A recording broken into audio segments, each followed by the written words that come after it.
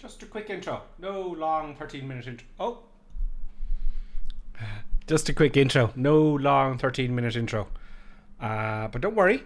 Well, if you're watching this recorded, welcome. Hit the like button only if you like the video. I'm GripperSim and I'm learning the AirBus. Sometimes I do a flight and I stuff it up. Sometimes I do a flight and it goes quite well. And I always learn something every time I fly. So hopefully you will learn by my mistakes. Yeah.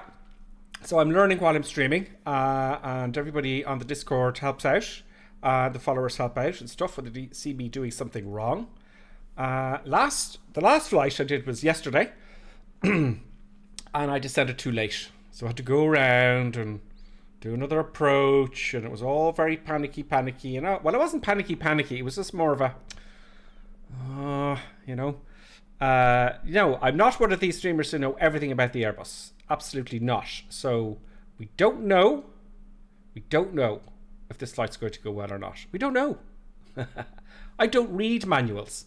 Read the manual, Gripper. No to manuals, I say. We're going to learn online. And we're going to wing it, and we're going to hope for the best. Yes, on the Airbus fly-by-wire A320. It's not complete yet, so it doesn't have vertical navigation yet. So I could blame it on that, but no, I knew what to do, and I didn't do it. So let's see how it goes today. Greetings, Johnny F. Johnny F is always on, and it's great to see you, Johnny F, because you're so helpful. This, everybody, is Johnny F73. He's in the chat on Twitch, actually, at the minute, if you can't see it on the YouTube chat. He just had me. It's pity the chat didn't go to both, but look, I might look in. There must be some sort of app I can do that. So I always read out where the comments are coming from. If you're wondering why it's not coming in the YouTube chat, or for those of you watching on Twitch, if you don't know where it's coming from. Johnny F says, "Good evening, GripperSim and all. I'm out tonight, so can't fly along. Stupid socializing. Oh, you got to socialize and have a beer and listen to music and have fun. What a bummer." That's tough. That's a tough one. Also, manuals are evil. Johnny F agrees with me. I'm purposely not going to read the manuals. Well, I'll have to at some point. I think I will. But it's fun learning online. Do Features with us. Greetings, Do Feature on Twitch. He says, I hope they are paying you the big bucks for all the overtime this week, GripperSim. No, I'm not getting paid at all. Twitch, it's very small. It's very small on Twitch, but it's exciting to get a couple of quid. Like 30, 40, 50 quid at the end of the month. So that's why I always say to people, hit the like button if you're on YouTube and all that kind of stuff. You have to be very big in order to this is the producer. If you've just joined us, this is and you haven't watched the channel before.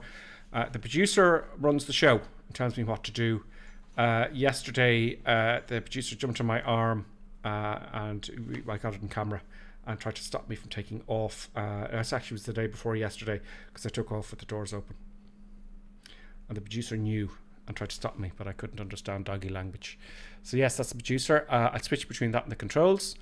Who else have we got? Greetings, we've got Helicopters on Twitch as well. Who have we got on YouTube? Let's have a look. Let me just get that ready.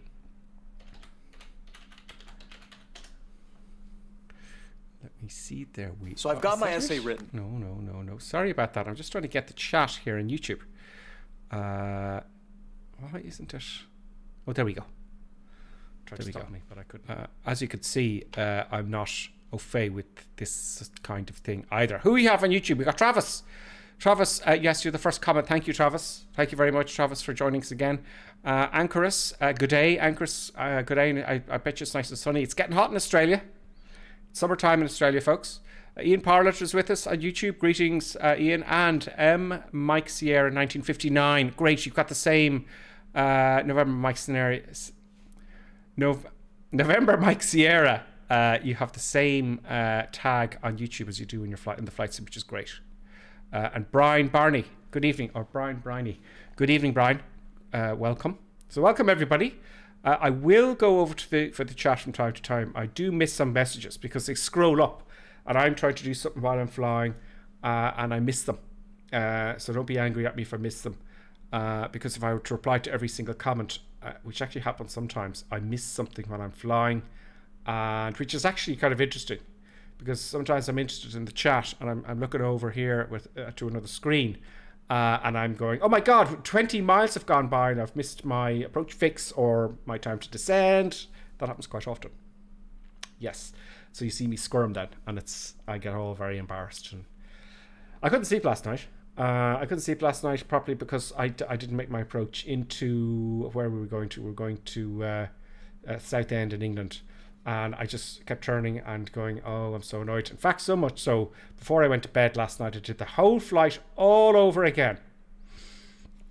And it's as simple, I didn't descend in time. I didn't do the calculations for the descent because the AirBus doesn't do it on the simulator, where it does in real life. So you've got to come up with a very simple method of doing it. And that's all that happened. I landed safely and everyone was happy. Taxiing is going to be a problem for me because we're starting in Marseille. Lima Foxtrot Mike Lima. We're starting there and we're going to Porto. We're going to Porto, which is an interesting runway. The weather, as you can see here, is quite bad in Porto, and the weather's getting worse in Marseille. Yes, I may have done that slightly on purpose, because we'll see it's quite windy here in Porto, so you're going to have a bit of a laugh. It's going to be interesting. It could be another sleepless night for me, I don't know. So let's begin the madness from someone who doesn't know how to fly the Airbus to see if he can get from destination A to B without stuffing it up, which is very likely to happen, but it may not happen. It's like a gamble. You could actually, at the Discord, you could gamble between each other. You could have a gamble. Will GripperSim make the approach on autopilot without having to go around? Not a bad idea if you could have a betting system. Oh, you're not allowed to do that, I don't think. Don't even mention the word bet. But just a friendly bet. Like if you could have GripperSim coins. You know, I could have GripperSim coins and you could bet on Discord with each other. You get a certain amount, you know, to see how I'll do. So, when the American Airlines, I forgot to change delivery. Bahoo. Don't worry about that. Oh no, I didn't want to start on the runway.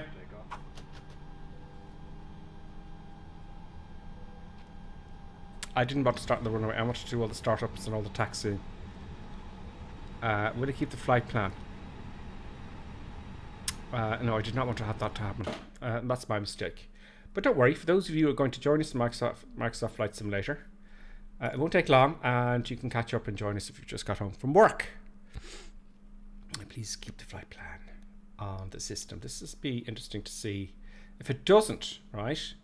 If it doesn't, that's a problem. Yes, they should keep the flight plan there, right? It won't take long. They should keep the flight plan there, but it won't take long at all to redo the flight plan because they didn't start on the apron.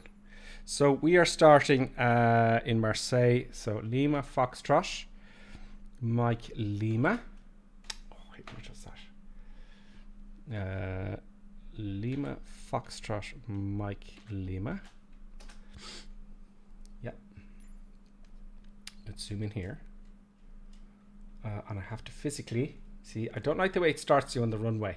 I think that everyone has that a little snipe with that, because if you're online, you know, you're about to land and someone appears on the runway, and you know, because people like to do it right, don't they? They like to do it the right way. Doesn't matter where I'm parking. Set as departure. That's what I should have done, and I did not do that, and that was very bold of me. Arrival airport is Porto. Come on. It's a bit messy up here in that little. Okay, Lima Papa Romeo. Bad weather in Porto. It's not good. It ain't good at all. Now let's go to high altitude airways. Okay, very nice, very easy, very simple. Let's do our departure from Marseille. Our departure will be, oh, which did I select now? No, I didn't want to do that one. Or actually, maybe that'd be a bit more interesting. Now, oddly enough, folks, it used to give you the time of the flight here. Sometimes it does and sometimes it doesn't. So that's kind of annoying. It's going way north. But if that's the departure, that's the departure. That's why all these airlines are given out, because they want to go direct. They don't want to waste fuel going off to meet, you know. Anyway. I'm sure there's a better departure. I have no doubt. But actually the runway, I should select. It's another one. What's the wind? Let's check the wind in Marseille very quickly here. I'm on my app looking up the real world wind, and I'm putting in Lima Foxtrot Mike Lima. Confirm that's Marseille. Boom. Active runway is going to be 13. So 13 I want. It doesn't matter. Left. Don't want that one. Okay, we'll do that one. Maybe we'll get some eye candy and some bumpiness and some crazy madness. Okay, so that's fine. Our arrival then. The wind in Porto is actually blasting from, is that the south? Lima Papa. It's only because I looked at the weather, the wind charts are earlier. The winds are 170 at 20 knots or 19 knots. The active runway is 17. Active runway 17.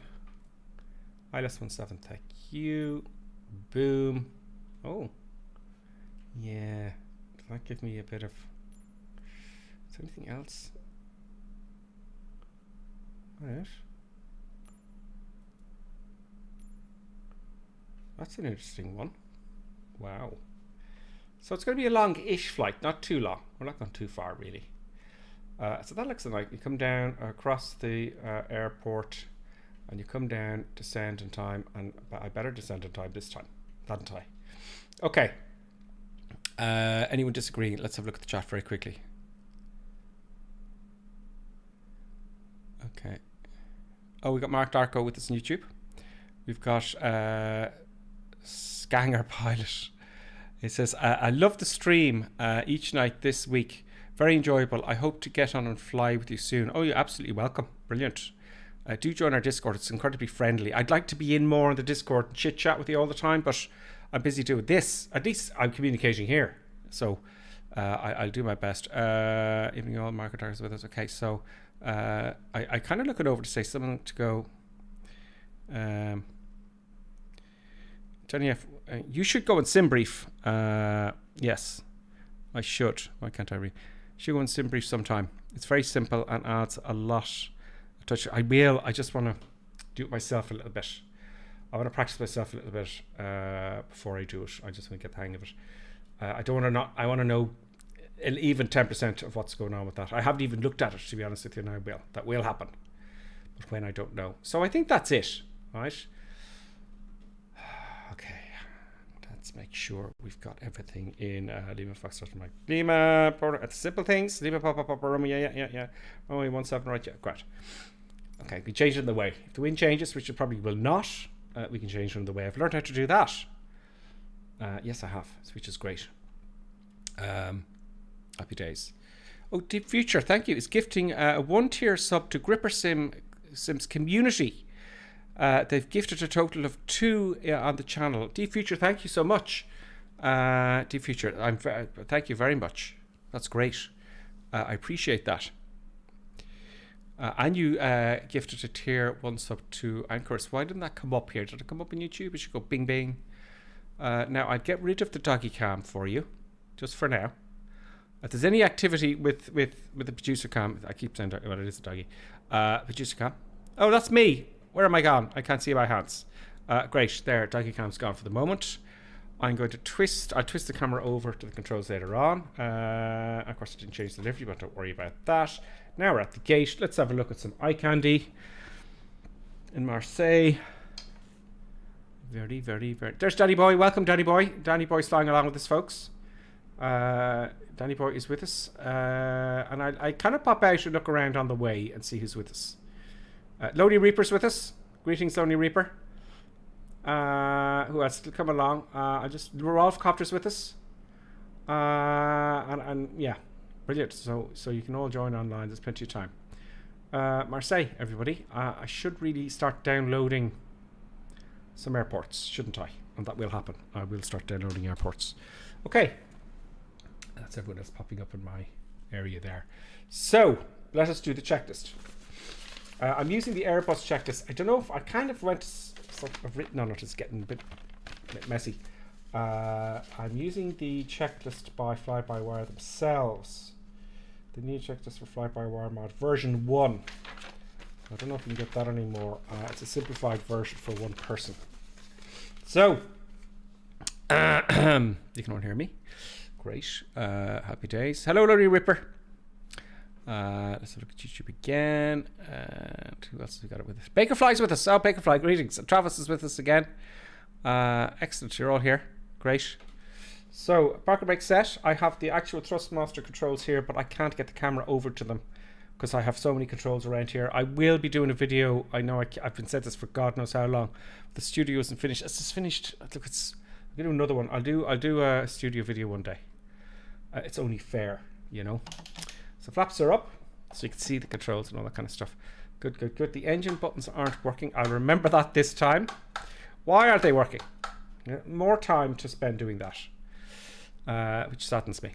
I worry. That's another thing to worry about. Right, parking brake is on. Very important. Parking brake. Wipers off. Oh yes, I know they're off. Spoilers retracted. Yes, they are. Engine masters are off. Yes, they are. Engine mode selector is on to normal. Yes, it is. Thrust levers are to idle. Yes, they are. And are they working? The detents are working. Great. Reverse thrust. Happy days. Flaps are working. I did a video once. You've seen it in the intro on Sundays. That the actual physical controls weren't synced with the props or the propellers, and it caused havoc. Anyway, flaps retracted, anti-skid on. I just like to keep doing this, so I'll be very quick like some of the others. That's anti-skid there. Landing gear is checked down. It is down on both. Good. Fuel quantity check. Now usually on Sundays I play with the fuel and as much as I don't give myself very much fuel, but we'll call the fuel truck. Yes, I know what you're saying. What are you doing fueling up your aircraft, you crazy lunatic? Yeah, I don't know how much I should have on because I haven't done the calculations. That should be that's fine. That'll be okay. Look, if we run out of fuel, you know, I leave it at 50% because if I run out of fuel, we'll have a little adventure. Okay. Battery master 1 or 2 on. It happens all the time. Battery 1 or 2 on. Thank you. External power. Let's be realistic about this. So I'm trying to improve my realism, right? You need to get the what's the truck called? It's called the APU truck. It's an APU essentially, right? So let's call all the truck passengers and all that kind of stuff. So we want some food. We want some fuel. No, we don't. Oh, we'll call them anyway and tell them to go away again. We want some passengers, please. We want external power. That's the one I wanted. And we want baggage. Now let's have a look at all that stuff happening. It's happening. It's happening. Stunning, amazing, brilliant trucks. Everything coming around. This pleases me greatly. This is great fun. So there's lots of activity. Crazy madness happening. Look at the wire going up here. It just goes boom. Would it be nice to see them walking around and actually physically plugging in the power? Wouldn't that be cool? So lots of activity. And not many passengers today, I'd say, because they'll be delayed, like last night's stream, you know. Yep, all of that. Yep. You got a battery master 1 2. An external power is connected now. Nice to bring a bit of realism to it if I can, and I will get more realistic. External power, boom, listen to this. Oh, I like that sound. That's all the batteries and all the electrics kicking in. Strobe lights all up. Good. Let's align the IRSs, which are fascinating. When I learned about how the IRS is working, they've had these since the late 40s. It's fascinating technology if you read up on it. What is What is an ADIRS or an IRS? Look it up on YouTube. Your head will fall off if you get a good video. APU and engine test fire. I know what, I just want to make sure I know where everything is, because I'd like to be doing this for a long time, folks. I would like to be streaming for a long time. You know, don't press it, Shane. Don't press it. Don't. There we go. There we go. Instruments and lights are vital. Lightage, please. Lightage here. No, that's not the lightage. That's back. I don't think that. I'd like a little bit of cabin lighting, and I have never found anything like it. Can I twist these lights towards me? No. No, there must be another light. Anyway, at night time. But we're not at night time now, so it doesn't matter. More lightage. There we are. Overhead panels. Thank you. More lightage down here. Good. That's good. There. A little bit more here. Yep. Last night I had it like this. Look, it was way too high, and it was just, you couldn't read the. Anyway. It's very bright. Seatbelt sign. Oh, I want to make my own announcements as well for the fun of it. Yeah. Seatbelt signs on. No smoking signs on. Why do they even bother having a no smoking anymore? I don't know. You can still do it if. Yeah, anyway. Emergency exit signs. Here. Arm those. Annunciator test lights. So you test all the lights. That's just one of those things. Good. Yeah, untest please. Thank you. Right, MCDU setup. Let's have a look at our flight plan. Oh, I forgot some lightage down here, didn't I? I am talking too quickly. Irish people do tend, as do the Scots, tend to talk too fast. So I have to remind myself to slow down. That's an acquired skill in this part of the world. Now, we want, in page 1. Oh, flight number 04. I just made that one up in my head. Oh, the fuel truck arrived. That's why that pops up. I like it. Yeah, I made a mistake. Sorry. See you later. Thanks, Mr. Fuelman.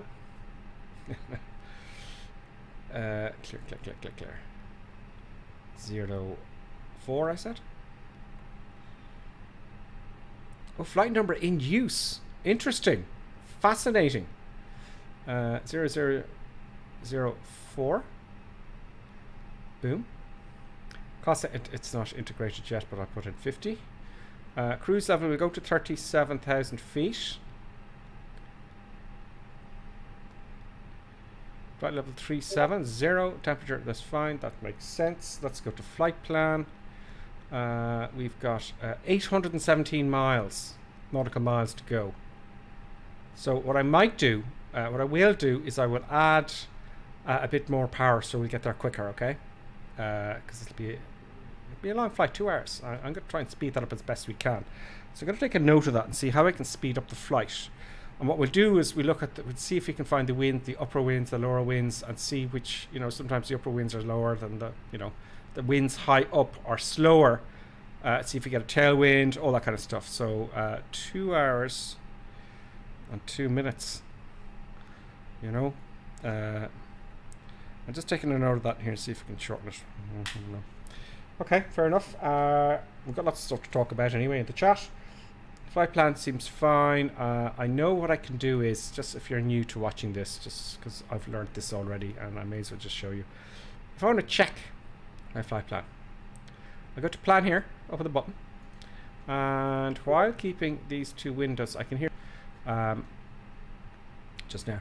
So I can scroll up and down the flight plan. So there I'm there. Look up here. I just have to keep you people in mind, see? Scrolling along. There's our arrival there. There's where we're going to. There's Porto, right? So I know I did it the wrong way, but we're going backwards now. So we loop around. Actually, no, I don't like that. Let's go from the beginning. There we go. Now, so there's our departure. We go all the way down. There's all the waypoints. Happy days. Fly along. Come on. Now, we've got to Porto now, so we're going to go downwind. We're going to swing around, capture the ILS this time, and then into Porto. So that looks fine. There's no discontinuities or anything like that. So that's fine. That's how to check it. Radnav. Now, this is where I put in my frequencies for our arrival push. I put those in on the way. Init page 2. This gives us something to do with the cruise. Number 2, please. Okay, it's done all this for us. So this is another little gap here I need to play with to have all that done. What fuel planning? Yeah. So there's our fuel. Do we have enough? I don't know. Oh dear, that could be a glide approach to somewhere. Performance. Again, this is another thing I have to work out. V1, V2, and VR. I will spend the time one day researching this, but because what I want to do is I won't stream for a day or do anything for a day. I'll just do this and then increase my knowledge. So I'll make it up. 140. I think would it not be less? I'll put it in 140 anyway. Re-rotate 145. I think it's a bit less than that. I'm just guessing. V2 150. So that'll all be calculated due to the weight of the aircraft, the air temperatures, all that kind of stuff. Okay, next phase. That's the climb. That's fine. That's fine. As far as I'm aware. And our approach. So I can put all of this stuff in when we're actually doing our approach. When we're coming before our approach. That'll give us something to do. Great. Predicted wind shear. Now, I have to say to you, I'll have to look this up again. I told us this button. Oh, it is. Yeah. Okay. Predicted wind shear. PWS. Auto. This here is the, although it's an odd button, it just says off sys 1 and 2. Am I missing something up here? This is the weather radar. So Travis says, I greatly enjoy watching you go through these processes. Just saying. Oh, great, Travis. Thank you. Do let me know this stuff, because if the more I learn, the more detail I'll have, you know. And I know I haven't done any learning this week, you know, nothing new that I've learned, but one day I get really good at it, and it'll be education for everyone after I get myself educated. I don't know how long that'll take. I can't say. We got who else we got? Backfly. Yep. We got Setter Key. Hey, how you doing? I don't know. Okay. Joe Blocks.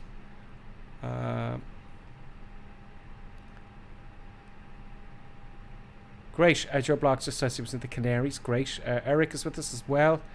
Took me forever to find the dome lights is over the no smoking and emergency lights. Oh, Eric, thank you. Wasn't it just as well I looked over at the chat? So the dome lights for nighttime, because it's very dark, just above the no smoking sign. The no smoking switch, I'd say.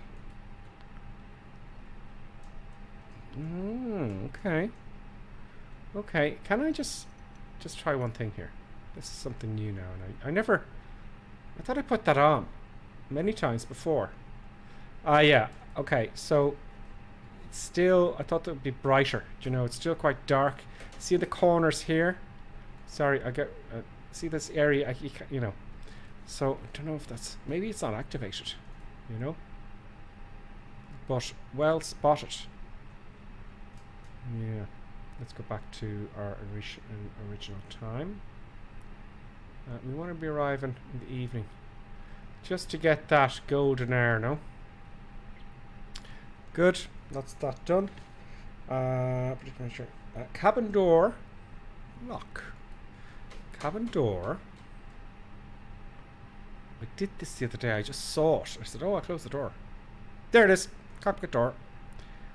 Lock. And they don't. And it even makes a sound. Come on. No, I don't unlock it. I want to lock it. Okay, the cabin door closed. Great. The pressure. Thankfully, I don't have to look it up. I just hit the B button. It gives me the pressure. And the QNH is 1018 here. That's nice. Thank you. VOR ADF if required. No, we're on nav. FCTU altitude. I think I did that, but we'll say the transition. Let me look this up here in Navigraph. Navigraph you can now download to your sim, which is great if you're in VR. And what bothers me is,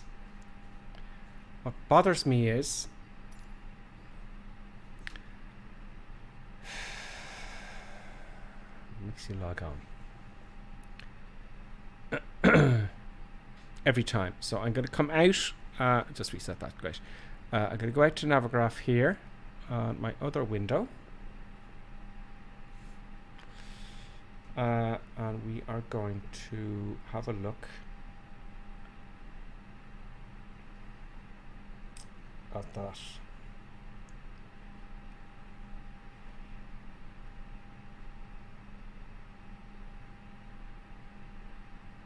Okay, yeah. Okay, let me leave that there for the moment, okay? Okay, altitude. Speed says required. So, oh yeah, I was looking for that.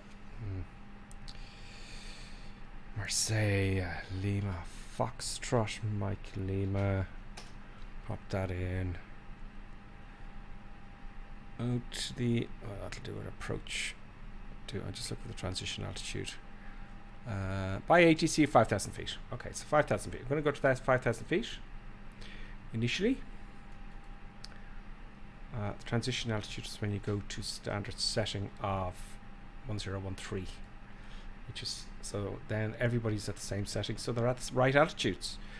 Great. I want to make sure my heading, leave that up there, that's fine, and the autopilot set up there, that's fine. Okay, so we've got the continuous now. This, whereas before this line here wasn't activated, the autopilot, because I didn't have them switched on, and that's a constant line, so that's good. Remote iris alignment, okay, that's fine. EFIS arc 10 nautical miles, okay, fine. 10 nautical miles. We want nav, please. No, I've done that. Flight directors both on. Let's confirm that the flight directors are both on, and they are both on. That's flight director 1 and flight director 2. Starting up procedures, folks. So let's go and see who's around. Okay, we need to start the APU before we get the external power to go away. So let's start up the master on and hit the start button. As simple as that, and that's going to generate power from the auxiliary power unit, which is in the back of the aircraft, and automatically it comes up here, and I'm going to see flaps opening somewhere here. There we go, flaps open. Good, we let that start up. I do like the sound though. Sound of it. Look. APU stuffed in here.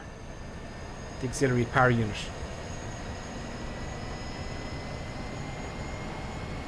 I love the sounds of Microsoft Flight Simulator because I used to give out hell and explain.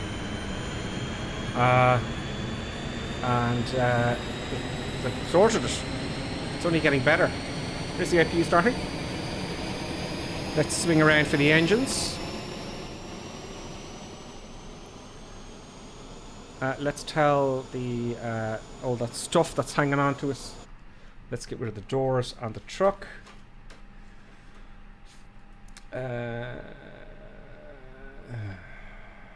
Close the door.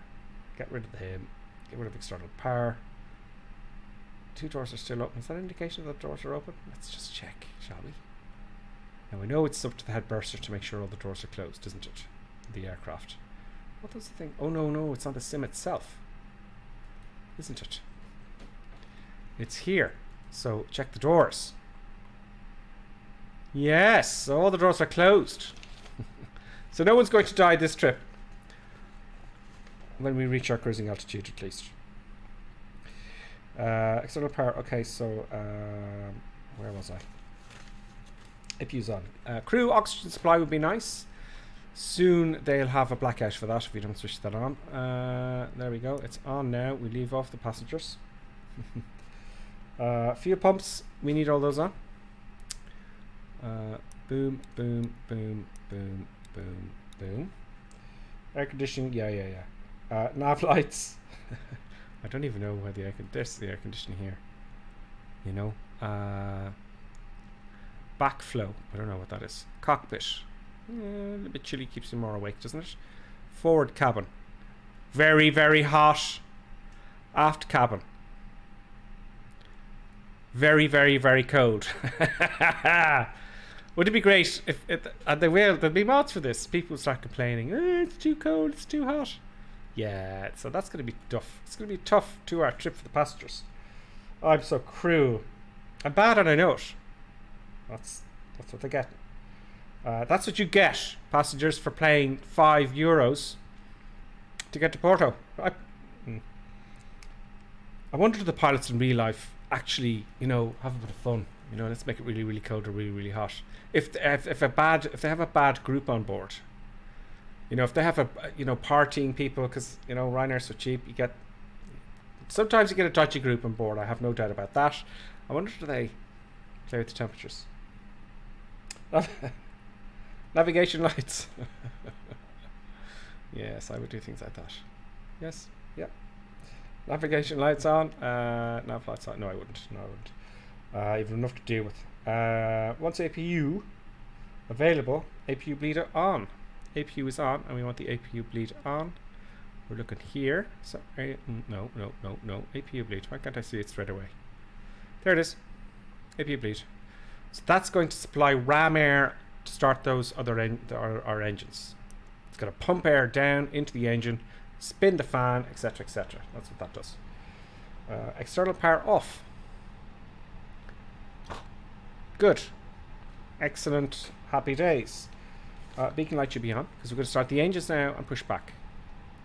And then we're going to taxi to the runway and see if I can find the runway. I don't know if I can be able to find the runway, but I'm going to put my baby wheels on.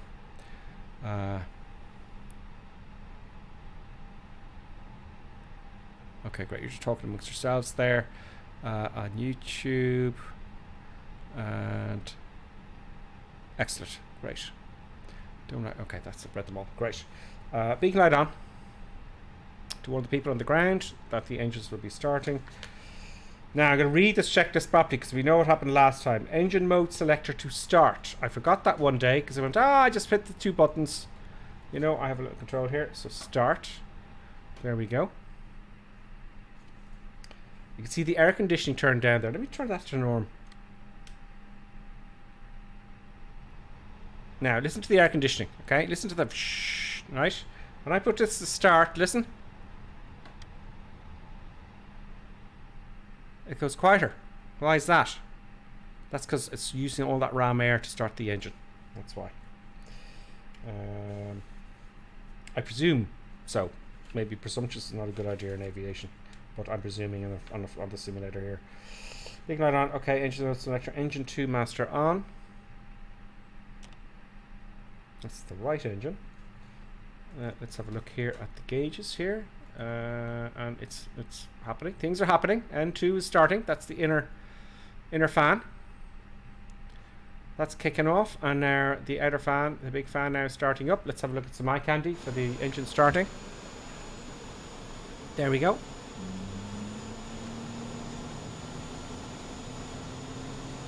Now you wouldn't want to be standing there.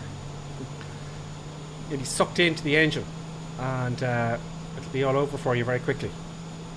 Do you know? Very nice. And I'll start my pushback now as well. Usually they start the engine as they're being pushed back, don't they? Depends on company procedures, I have no doubt. Great. Okay, let's get the pushback organised. Now I don't know exactly which way I've got to turn. Okay, let's just go back and get out of the way here. Call the tug. The tug's there. There he is, coming in a very unusual position. I'm going to take the parking brake off so he can push us back. There's the parking brake there. I hear the angry dogs going off there. I love that sound. That is. Oh, it's rocking. I'm going to just push back. Push me back, please. Let's start up number 2.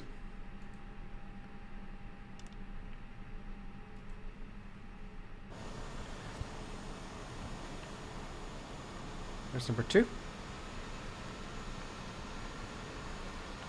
Come on, baby. You can do it. You can do it.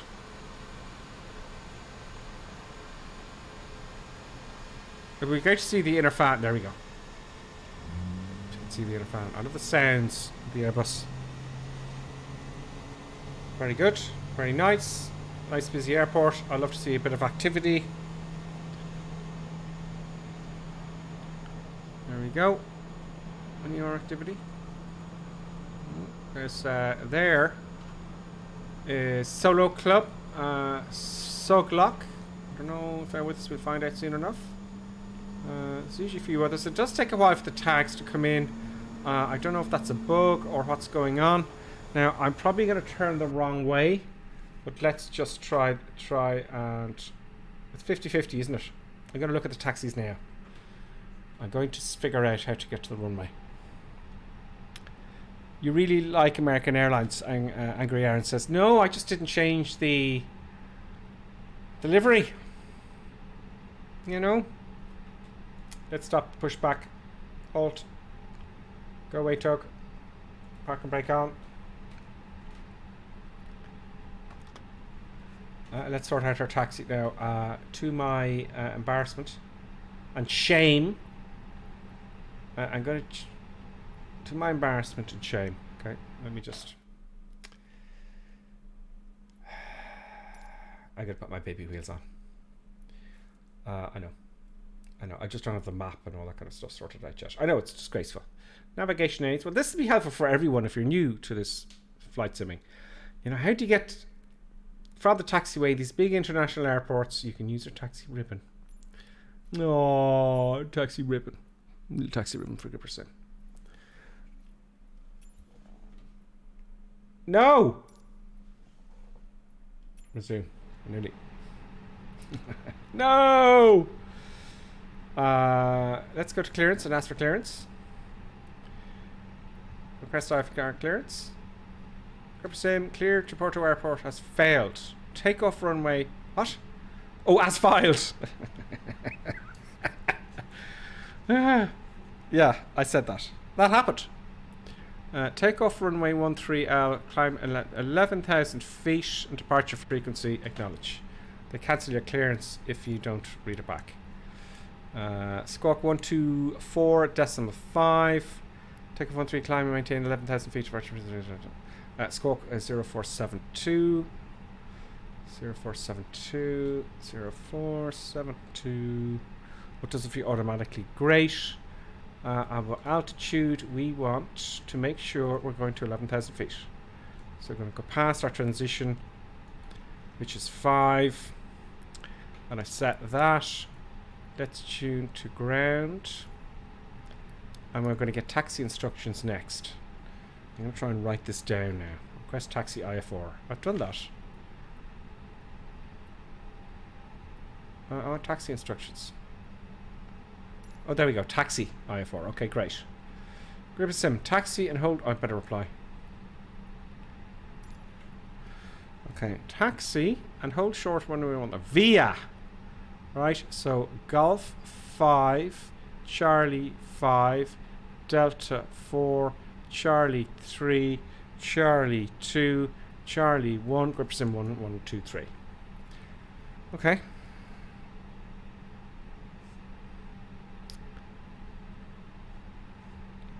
Boom, boom, boom, boom, boom, boom. Let's see how that works out. A lot to take in there, isn't there? Right, so I need a map to say which way do I go, right or left, or what juice, you know? So it's an interesting getting out of the airport is it's a mystery to me. There we go, little baby wheels. Great, okay, fine. APU, what? Start up, yeah, okay, start, okay. APU bleed, let's get rid of the old APU. We don't need the APU now in case unless we have an engine failure. That's off. Oh, APU master off. Oh, APU bleed. We don't need him either. APU bleed, APU master. Great. Set autopilot. I put that in my little list because I forget from time to time. That is set, and we've got the solid line. Nice one. Transponder. No, that's before taxi. Transponder should stay off or in standby, should I say? And it is probe window heat auto. Probe window heat. Let's put that to auto. Probe window heat. Probe window heat. Oh, come on. I'm looking for the icing section. There we go. There we go. That's on. Spoiler's arm. This is for ejected takeoff. It dumps all the lift on the wings. Flaps to takeoff, which is flaps 1. Flaps 1 is set. Anti-ice if required, no. Auto brake set. That's for ejected takeoff as well. We will set that to max. Nose light to taxi, which makes sense. See, all this would be happening while you're actually taxiing. So it's going to be fun with a 2-pilot cockpit, isn't it? I'm really looking forward to that. I really am. Nose light to taxi. Runway turn off lights. On. Good. Park and brake off, and let's taxi. Let's taxi. And we need a chrono. We need to set the time. Let's get good habits die as well as bad ones. Takeoff configuration to press. There it is. We get some indications here. So it says everything's fine. Now if I put the flaps back up to... If I put them back up, would it not give me an error there now? Okay. No. Auto brake max signs on, cabin check, spoilers arm, that's nice, okay, that's all checked. And I start the watch, and that's just before taxiing, nose light on, and more lights. There you go, nose light to take off. I didn't do that.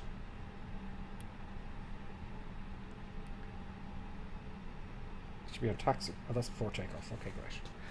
So let's taxi, and then we'll hold at the just ahead of the runway, and we'll do the rest. Park and brake is cut to off. Great, and now we can start taxiing. Great, happy days. Let's start moving forward. Set. Great. Add a bit of power. Move forward, and let's go. So I do need maps for the taxi, but actually if I may just hold here for a second, right? I've just realized here how stupid of me. I go to Navigraph here, okay? We're in Marseille. Marseille, we go to taxi here, and we go to airport. Oh, briefing. Oh. There is somewhere here with a map of the taxiways. Here we go. So, nice one. Now, that's north, facing up, always. Great. Now I'm learning something new. So, they said Golf 5. Oh, excellent. See, G5, Golf 5, then Charlie 5. Where's Charlie 5? Oh, here. Charlie 5. Delta 4. Hang on a minute. Why? Oh, those are the exits, are they? So, Charlie 5. So we're going to turn around this way.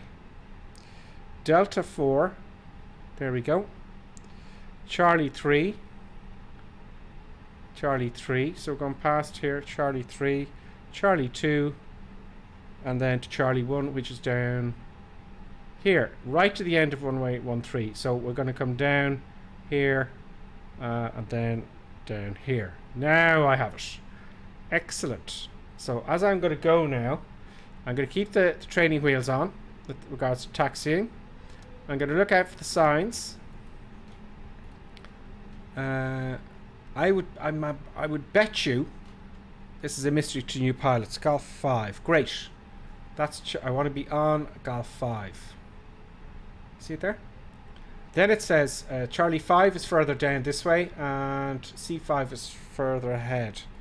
So, okay, that's making sense to me.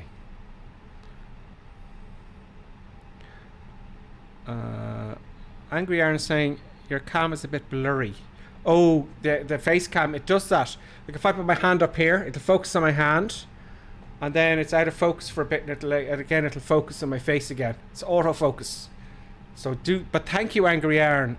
Always, you know, everybody, if the sound, you're not happy with the sound or something, if you're not happy with the sound or anything like that, let us know, because otherwise, you know, otherwise we'll have no clue. Charlie 5.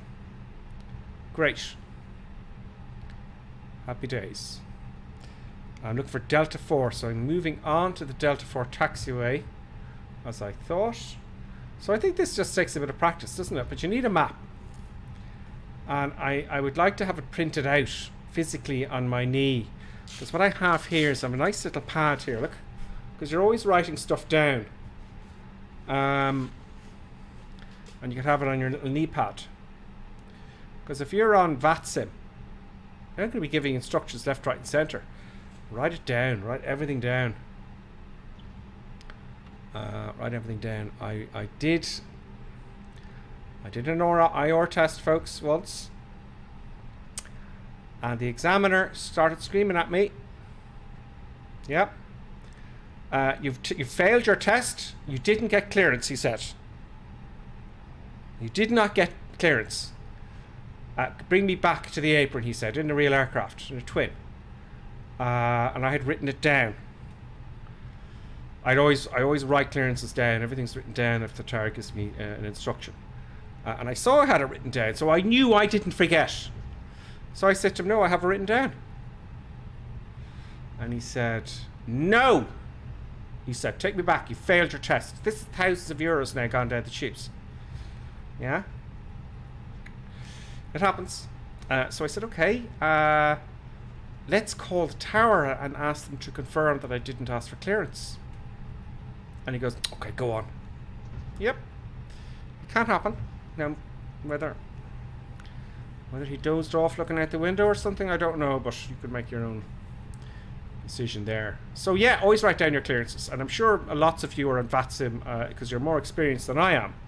That's why you're helping me out, you know. And I can't thank you all enough, those of you. I won't list them out because I know I'll forget somebody there, but you know who you are. Whilst I'm streaming, a lot of people have helped out. They're saying, this is what you do, don't do this. And we're having fun because they're watching me mess up. And write everything down. Sometimes you forget. No, you don't. You don't forget to write stuff down. You write stuff down so you don't forget. How fast am I taxiing? Is it not 30 knots speed limit? Oh, I'm okay. I'm okay. I'm not breaking any speed limits. I would like a hotkey for the taxi ribbons. There must be one. There must be one somewhere.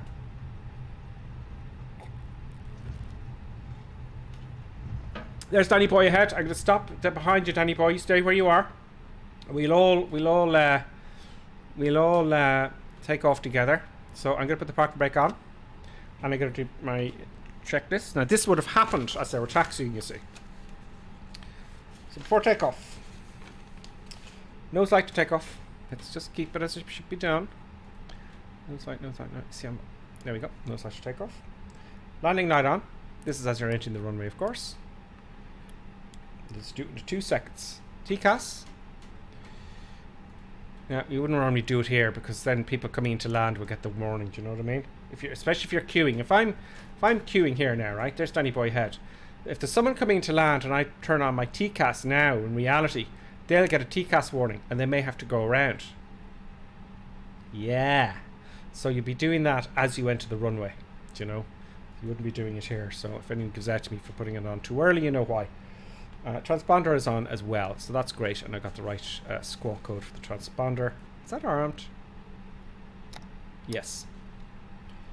And that's it. So just to review, after takeoff, I got to turn out at 1500 feet. I got to take the power back to, because this is a big thing, and I've made this mistake, back to climb on the detent, which is here, because otherwise you go shooting off to the moon and over speed, and then I will at 1500 feet I'll do that. Then I'll take the flaps, the gear will come up obviously. I'll take the throttle back to climb and activate the autopilot. Just hit this little button here, but here up to 11,000 feet. Transition is 5,000 feet, didn't I say? So that's great. Good. Okay, grand. Park and brake off. What's going on? Okay, I'm just checking my hardware here. Okay, off we go. Okay, boys, you can move forward now. Danny Boy, if you're watching as well. Are you watching as well? Are you all watching as well? Oh. Okay, boys. There's MMS. Okay, we'll just all go through each other like ghosts. But that's fantastic. Actually, let me just say hello to everybody, folks, first. Very, very quickly. Who's flying along, right? I have to back up a little bit. There's Angry Aaron. We've got Angry Aaron. We've got Cubic. You welcome, Cubic. Welcome. You're very welcome. Danny Boy. Rolf Copter's taken off. We've also got with us... I can't see the first one. It's not spawning the tag. And November Mike Sierra 1959. And I'll see the rest of you as we go. Great. Excellent. Let's rock and roll. I'm going to taxi now. And we're going to start moving. Thank you, by the way. I'm just going to watch this to... this was yesterday. Put the brakes off. Brakes off. No. Moving forward. Thank you very much, by the way, D-Future, for all your gifted subs. And thank you, Trits for yesterday subscribed tier 1. And D-Future before 100 bits there at the end of last night's stream. Thank you very much for that. So we'll assume you got clearance to enter the runway and take off. Happy days. Let's see how my rudders are faring today. Yeah, I like it. I like it.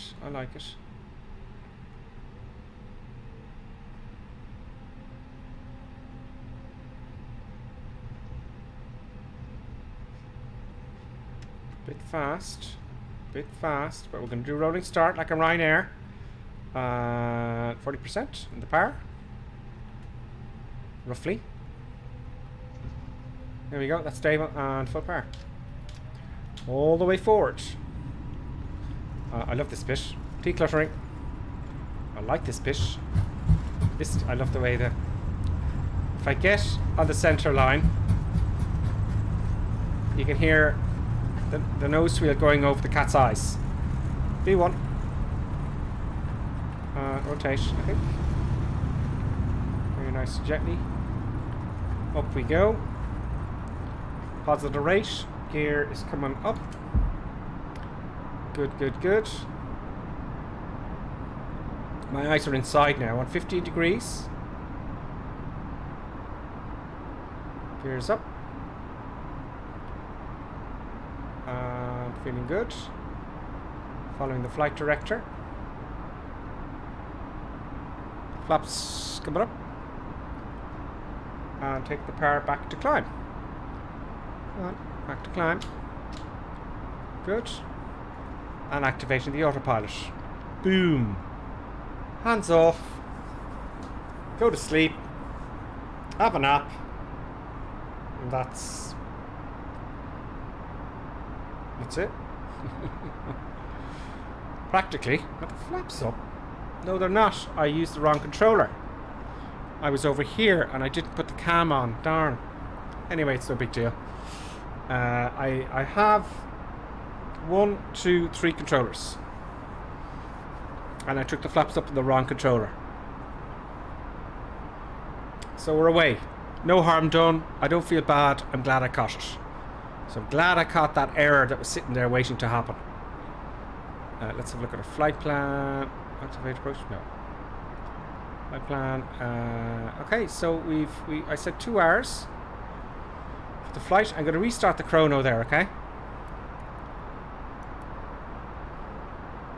It did say it would be a 2-hour trip. 2 hour and 1 minute or something, right?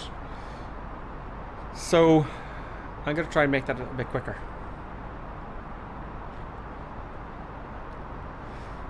While we're taking off, is there anything I need to do? Yes, there is. After takeoff checklist.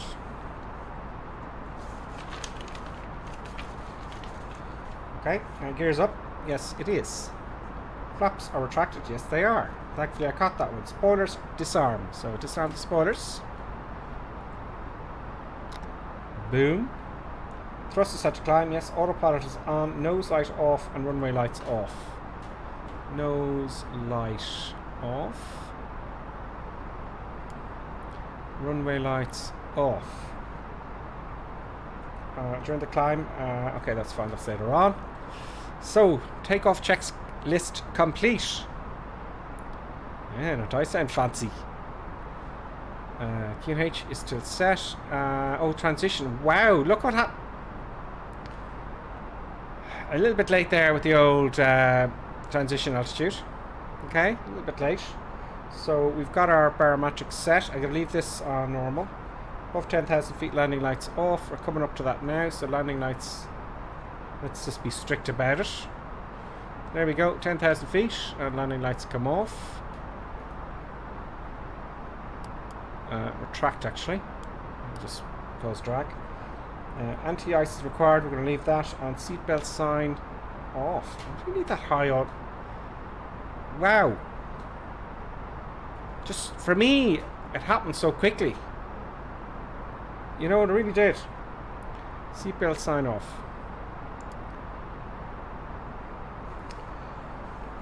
And then the next is the cruise checklist. And then, that was an okay departure, I think. I remembered everything. Did I forget anything? Deep Future. Don't know. Did I forget anything? Deep Future. Is that how you would do it?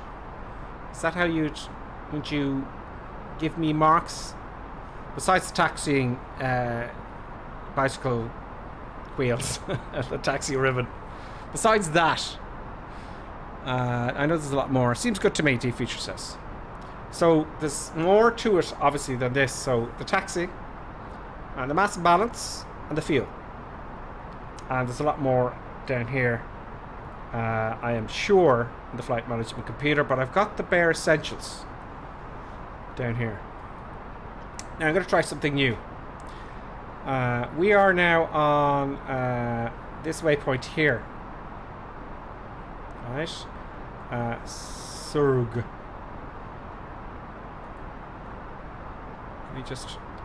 I'm going to go direct. So we're now going to Surg. So it's in white. Alright, that's our next. We're 10 nautical miles away. But I want to go direct to, let's say, Dalby. Let's say I got a radio call. This is why I'm not in VATSIM yet. Because they'll just come on and go, yeah, okay, go now, continue on, direct, please, now to Dalv, right? And I'll be going, oh, good God, how do I do that? So if I go in here and go direct. This is how I mess up the stream. I start experimenting. Where's the direct button? Where? What? Oh, here it is. Direct. I want to go to Kurgerberg. To Kurgerberg.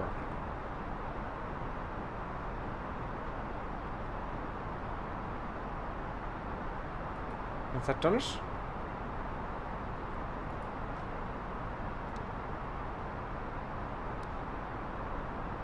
Yes, I've done it. So now I've gotten rid of all the other waypoints and I'm going direct. So let's see if we can shorten our time. So let's say if we request to go to... Why are they doubled up like that? I can't read them. That's very annoying, but maybe if I go to ARC or to plan, I can see what they say.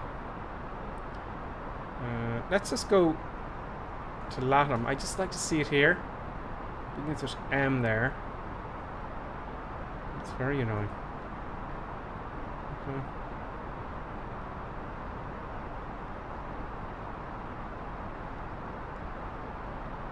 No, I'm going to leave that alone.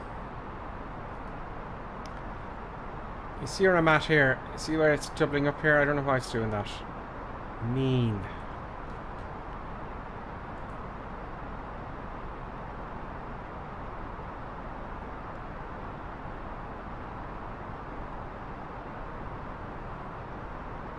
Looks like that one there. Mezzin.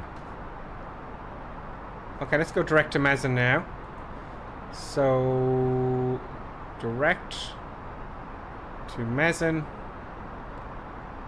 TMPY, I don't know what that means, direct. Is it saying, yeah, just go there, just go direct. Boom. So now we're going direct to... yeah, we should be turning right, that makes sense to me, and that looks good. Now, there you go. So we're cutting a few minutes off our trip. Remember, it just went up and then across. I'm going to go direct now. So there you go.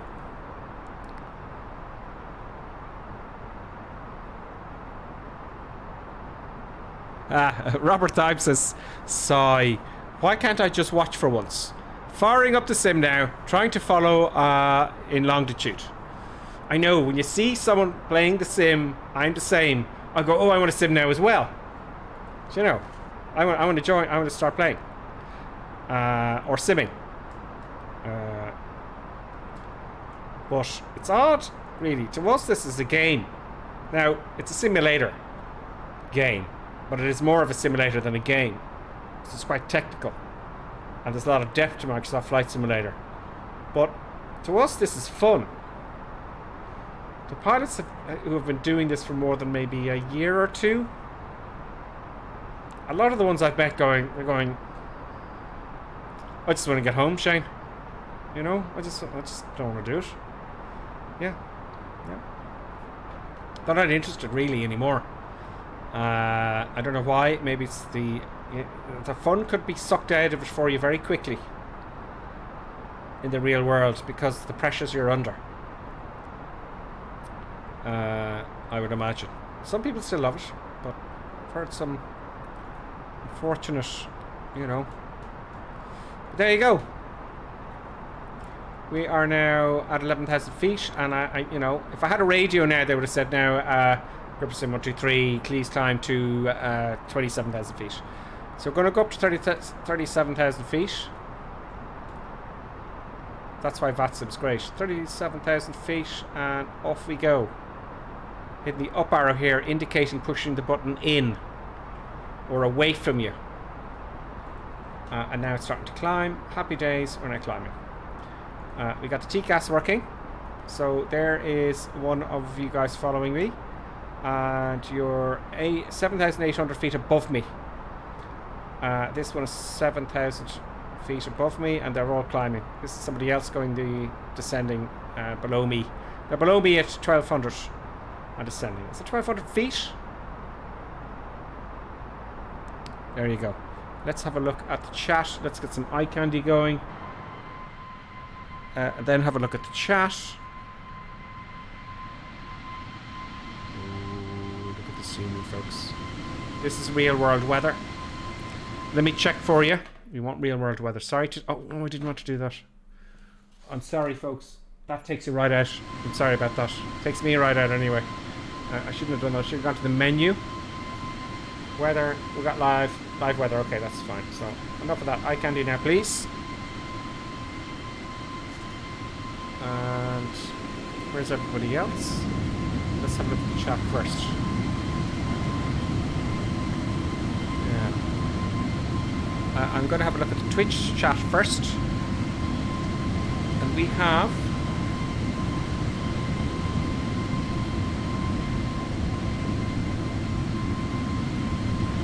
okay, so since DP just says, I don't know why I just learning the AirBus. I don't know why I just learned AirBus.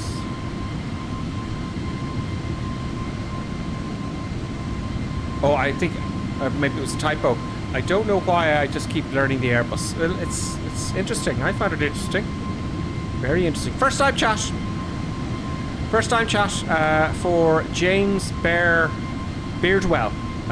Greetings, James. It looks beautiful, James. Yes, it does. It does look beautiful. The whole sim is stunning. I mean, sometimes you're sitting here and you're just going, wow, look at the view. Look at the graphics, you know. We're going to come into the evening time now as we're flying. And it's just stunning. It's absolutely stunning. It really is. It's just pretty much amazing. Really is absolutely stunning. Even look at the sound now. Listen to the sound now. When I go rear of the aircraft, I've got the stereo headset on, right? Sound is incredible. As I go behind the engines, I don't know what kind of speaker system you guys have or sound system, but if I go behind here, it goes from one ear to the other. The tones change as if you're actually up there. It's quite incredible. So back to the chat. So it does look beautiful. Also, I'm still on Twitch here with the comments. I'll get to YouTube now in a second. Roadman says, hi James. Hello Captain. Hello Road. Roadman Frames. I call you Road from now. A Roadman. Like Mad Max. Roadman, greetings. Oh yeah, D-Feature just confirmed that. He just says, I love learning the Airbus. So do I. It's great fun. I enjoy it immensely. As I said, when I first started, and D-Feature will remember this, he will confirm this, I didn't really have a clue what I was doing. And I really didn't have a clue. And I said, I'm going to learn this on stream. And I'm going to continue to do that with other aircraft. So, it's great fun. James said he's saying hello to Kev. First time chat from a viewer. We've got the Butterfly. Good evening, the Butterfly. Welcome. Great to see you here. Happy days. We've got James Birdwell saying greetings as well. Incredible graphics. It really is incredible. James says, I think we should start cutting back on flights. Not doing the world any good. Yeah, I don't like flying commercial aircraft anymore because it's just horrible getting up at pathetic o'clock in the morning, getting an expensive taxi, queuing for hours, the whole airport food, disgusting food at the airport. It's a nightmare, and I hate it. I'm going to take the ferry. If it's Europe, I'll just take the ferry because it's a lovely trip in the ferry. You know, much nicer. Roadman says, yeah, that's American livery is really good. Yeah, the American livery is nice. James says also we're talking about the carbon effect for travelling.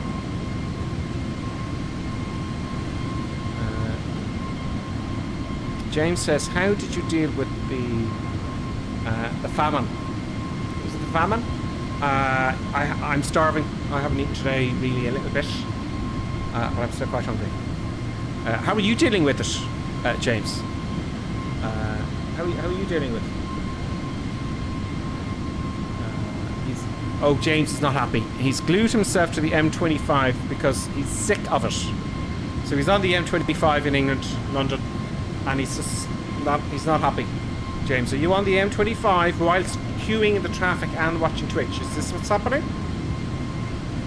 Is this what's happening, James? What heading am I on? Robert says I'm on heading. I'm on heading.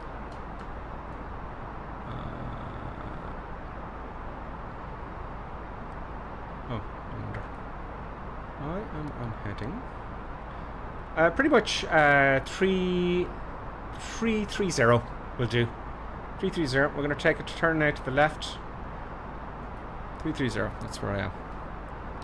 Now let's go to YouTube comments. YouTube comments. I'll go back a bit here. Ian is saying the taxiways aren't given the same as Navograph. Okay, so that's going to cause me confusion. There are more detailed taxi charts. This is going back to taxi. That's from Cheddar Key. Let me go back a little bit further there. We got. It looks like a Russian. I can't pronounce it. A backwards N with us. I says hello. How are you? I can't pronounce your name. I can't pronounce that. That's lovely writing though. It looks fantastic. Cheddar Key, there is more detailed. Yeah, okay. Ian Pollard, Microsoft taxiways aren't always the same as Navograph. Okay, thank you. But I got the right idea. Joe Blogs, smaller airports are easy. Taxi via Alpha. Yes, Joe. And that's what I've been doing. That's what I've been doing up to now. I've specifically chosen small airports because of the taxiing. But I said to myself, I was thinking, oh, I'll have to get all this charts and stuff. I'm just going to do, as I said, with the Airbus, I'm going to learn on stream. And I'm going to mess things up on the stream. Things will go wrong. It'll be crazy. And, you know, you can watch me squirm of embarrassment.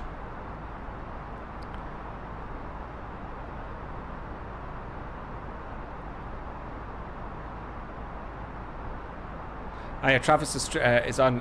He's streaming in Discord. And the weather settings of super pretty sunsets. Yes, the golden hour is superb in Flight Simulator. It really is.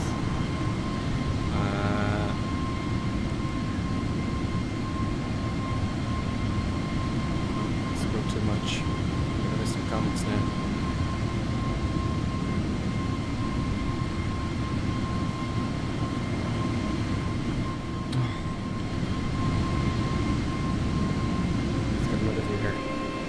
Flush her up. No, we've got the tails here. I can't see anyone around me for some reason. But then we've got the contrails. Contrails are on. That means we're getting high. We're getting very high. Blim Blim. Hello, Blim Blim. Blim Blim, nice name. Please zoom out so we can see Mount St. Victoria out the window. Oh, I think that was a while ago. Have I missed something? Where's the mountain? It's behind us. Here's our turn I was expecting. Happy days. Oh, you saw it. Great.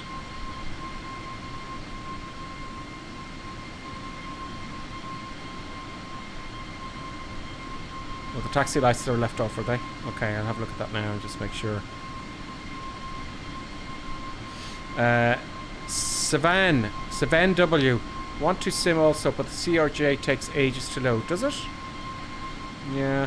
An M.2 will fix that for you. If you can get one. If you can get one on M.2 drive. Travis, I don't understand why we're going north. OLO, or is it just your flight plan? It's a flight plan. Took us away a bit. Please, I better go in and check. I better go in and check. Yeah. I mean, we're going north quite a bit. Let's have a look at what the Navigraph says. Yeah, it took us way off there. I thought I chopped that off. Let me just get Navigraph up here. Where is it? Oh, I have to load it again. Where's it gone? Did I shut it down?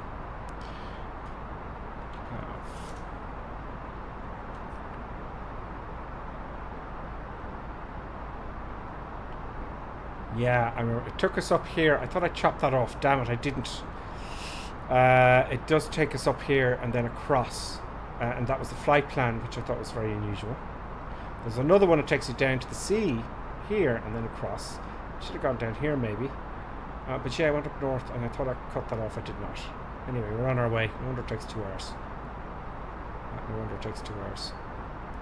So there you go. That's what that was. Oh yeah, the taxi lights.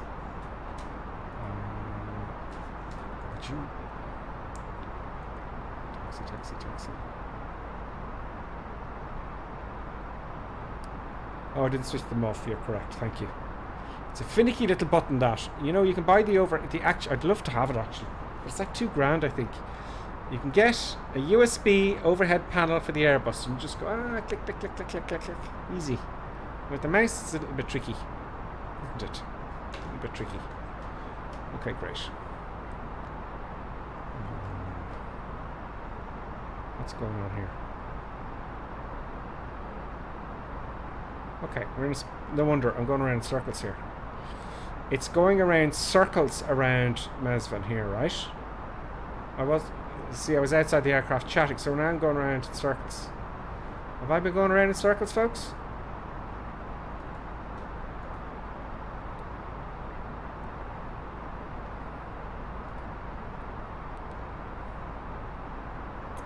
I think it just turned and then took a while to come around. I better keep an eye on that.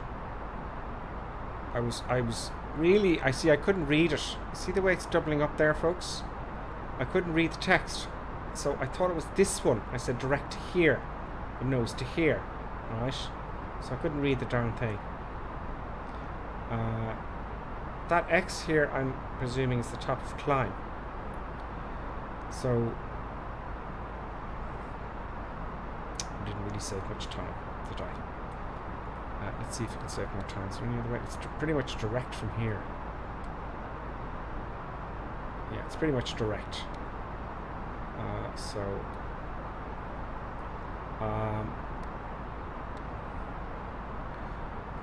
I don't know if that's a bug, because I can't read it. I can just about read this one, but not this. Is there something I have? Is it maybe the constraints I didn't switch on? Oh, guess I didn't put on the constraints. I think I should put those on before I go, no? Before I take off? Is that right, feature? Okay, so no, that was fine. We weren't going around in circles. That happened to me once before. I was going around in circles and I was going, oh no, what's going on? And it wasn't, I don't know what was going on. Maybe it wasn't going over the waypoint, and I was trying to and I couldn't, so it stayed circling overhead. So then DFeature or somebody, or was it Davo, I can't remember, they said you can use the direct button and to go to somewhere else. There you go. Now, is it gonna, why is this still here? Is it going to start turning around now? No, it's not. Sometimes you've got to keep an eye on it.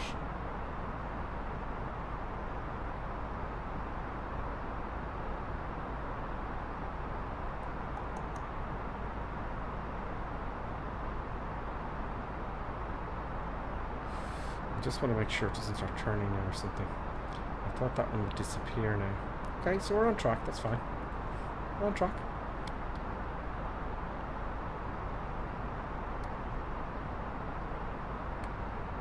Alright, we're going to get to the mistake I made in last stream I made last night. Okay, so we're good. We're golden. Back to eye candy. And back to the comments.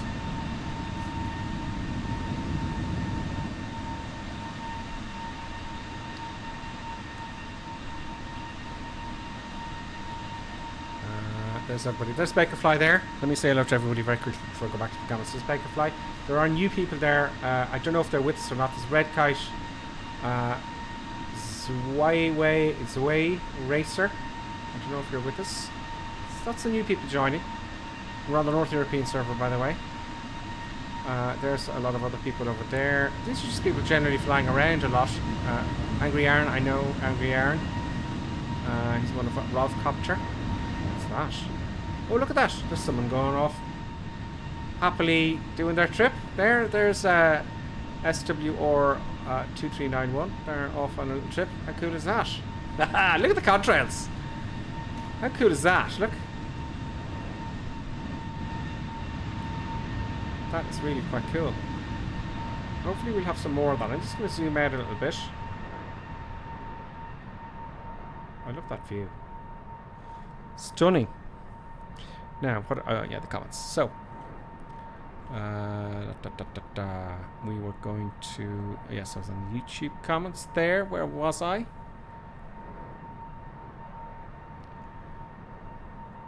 Okay. Okay, fix the taxi lights. CRJ. Gripper, what's your next waypoint? Bakerfly is asking me.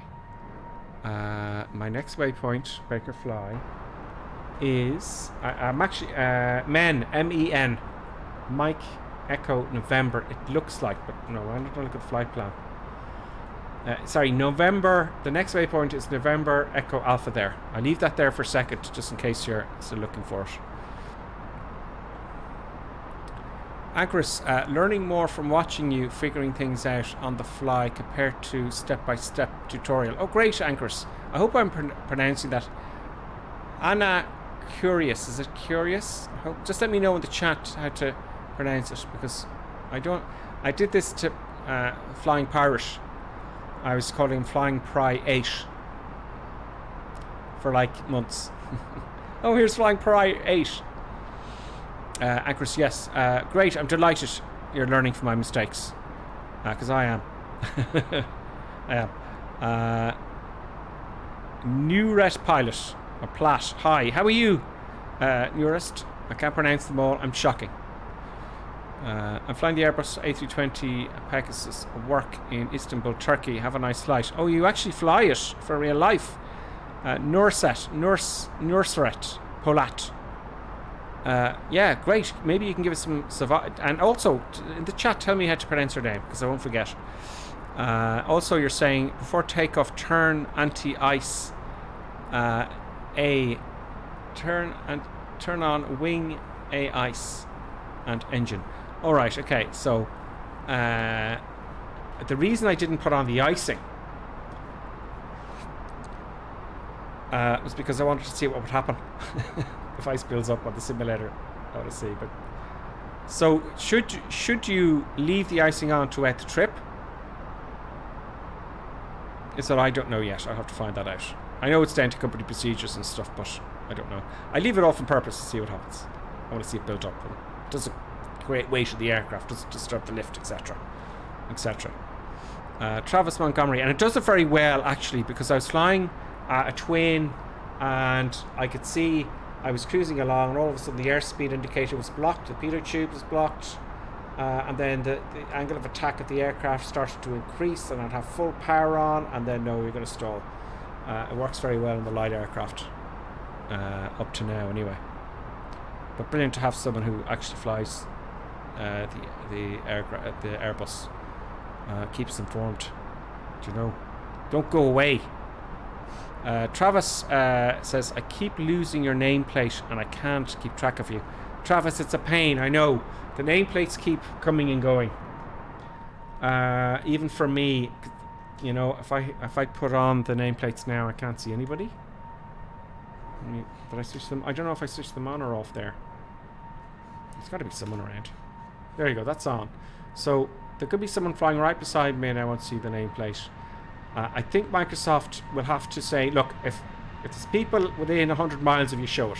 Because I'm getting people who are, like, I don't know. But they're not all showing up, that's a certainty. Look at that. Look at the way the clouds are coming into the clouds there. Look at that. It's just, I don't know which view to take. Decluttering. I'll just come up a little bit so you can see the contrails there. There we go. What else have we got? Where was I?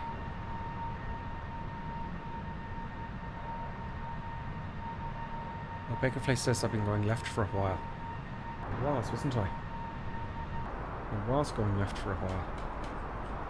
And I don't know why that was. But we're on track now. I think it was going around the waypoint. I think I don't know. I went direct to a waypoint, which was the wrong one, but I just wanted to learn how to do that. But I don't know why. Did it delete the others? I don't know. I just don't know. Let's see. I better keep an eye on it anyway. So if I turn, I shouldn't have to turn now for ages until we get to Porto. So if this turns while we're having eye candy, I know there's something wrong. Change the scale, then you can read it. May I try? Stuart says, change the scale and then you can read it. But I was changing the scale. Isn't this the scale here?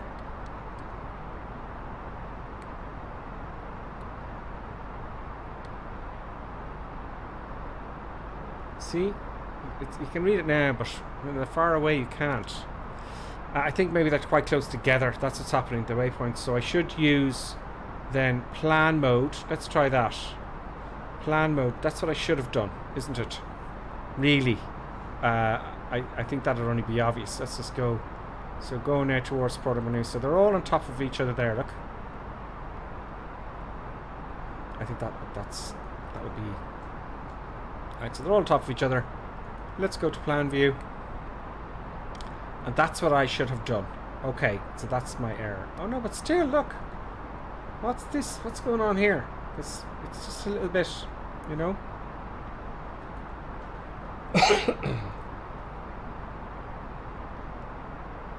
Oops. You know, there is... I can read them better now, but look at this. 613, is it? And you can see behind it looks a bit odd. So that's all I'm saying. You know, it's a bit funny. Okay, let's go back to nav mode. Let's just get a bit of viewage there. I can see all your TCAS, all of you following along. Look, there's all the TCAS readings. If you're all within, how many miles is that?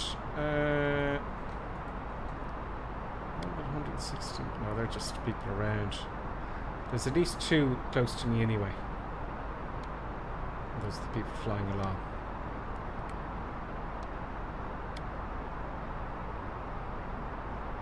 What are these crosses for? What are those for? What is this little hash? What does this mean? I was assuming it was top of climb and top of descent and all that kind of stuff, but no. What are those crosses for? Are they some sort of reporting points, maybe? A reporting point? We don't know. Yet. I'm just going to take the camera away for a bit. So you got some mic. Oh, so yes, that's the that is the producer, just having a nap. So the producer's been very quiet throughout the stream, folks. So oh, the producer heard the name. The producer has been very quiet. You notice that? If you watch the last few days, something went wrong. The producer was very active. So things are going. If you see the producer jumping around, tearing stuff up, or jumping on my arm, trying to pull my arm away from the controls, we all know something bad's going to happen. So thank God for the producer, folks. So let's disable the producer for the moment, and disable my face, so you can have some eye candy. Back to the comments.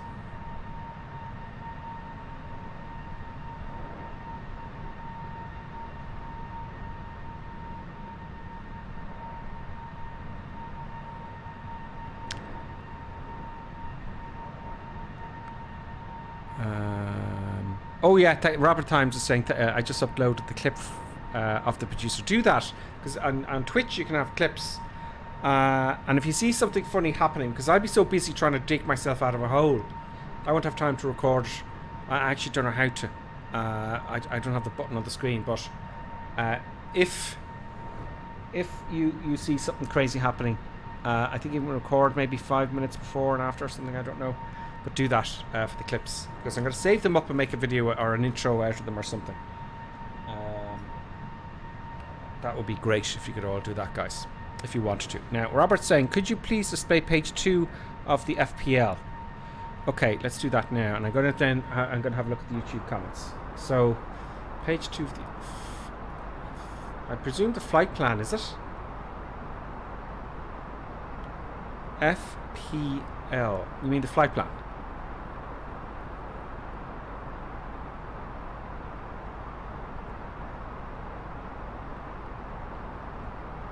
We're going to go. Is that okay, Robert?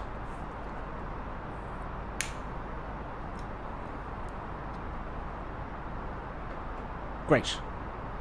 You got it. Let's hop outside. Let's take another view. I don't like the way that does that with the camera. There's nothing I can do about that, folks. There, I'm talking too fast again. Do you see that? Just the camera kind of goes to a little bit of a weird kind of... Let's get a nice view of the sun here.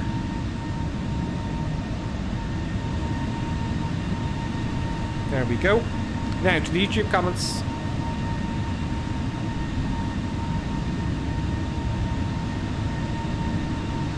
Just backing up a bit here. Nurset, Platt, how are you? Danny Boy's here as well. Oh, we said that already. Thank you, Nurse Platt. I don't know how to pronounce your name. Just manners, really. Travis, keep using your name, we talked about that. Going left for a while, okay, I was, and we fixed that. Stuart, change the scale, then you can read it. Yes, Stuart, yeah, that's where we left off. Yes. I figured that out now. You go to plan mode and then zoom in. Brilliant.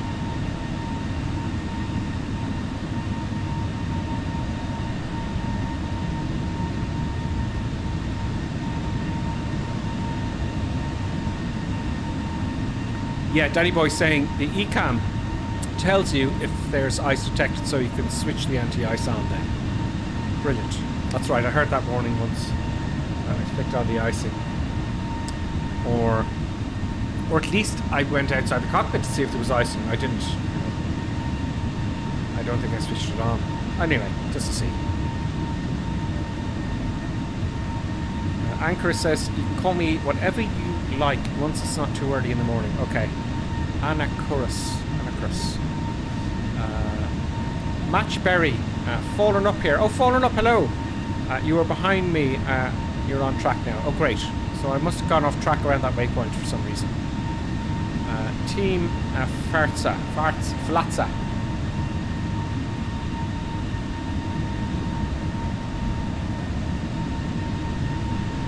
Okay, greetings Team Farsa, greetings. I can't see Dirt Mud Orchard, can you do? I don't know what that means. No more JU50U streams, Slendy saying. I will. I most certainly will do JU42 streams again. I just wanted to do a little bit of AirBus this week, because you forget stuff. You know? I'll be streaming all sorts of aircraft all the time. I would like to do it full time, so do hit that like button or whatever the equivalent is on Twitch. The more followers, the better, but only follow if you're interested in following on Twitch. If you're not interested on the stream, if you don't find it interesting, don't follow. Only follow if you're interested. There's another one down there. Look, there's another two there. Look, there's one down there. See the contrails?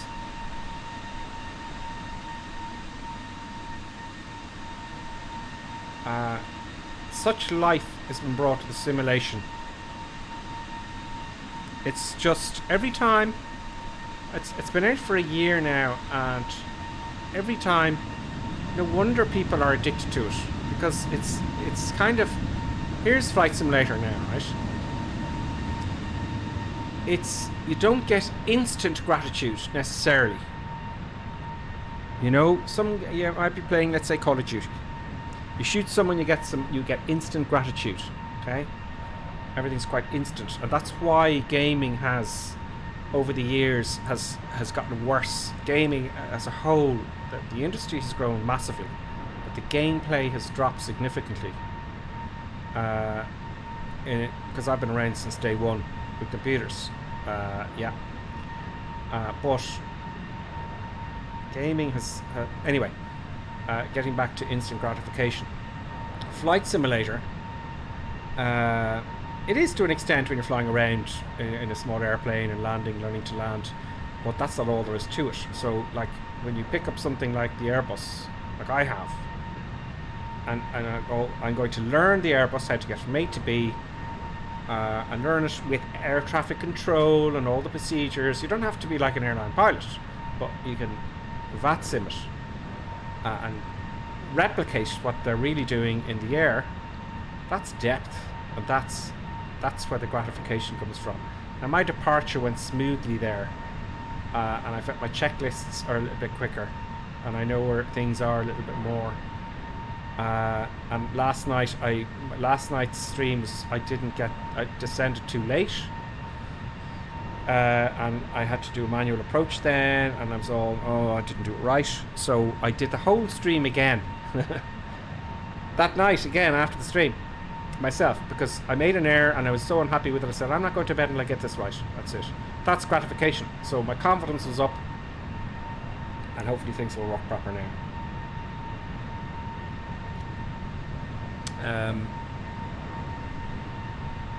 Oh, what a pity. Changing view. I don't know if that's a bug or not. Yeah, it's time to change view anyway.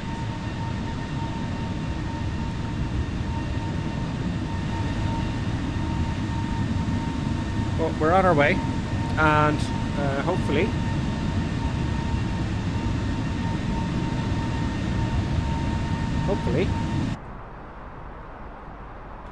we are going to get to Porto with ease. Look how busy it is. Now, I can't get the tags on, but look at that. Oh, it's 100. Now that's 300. That's 320 nautical miles around me in a circle. Okay. That's a lot of people flying in this random part of Europe.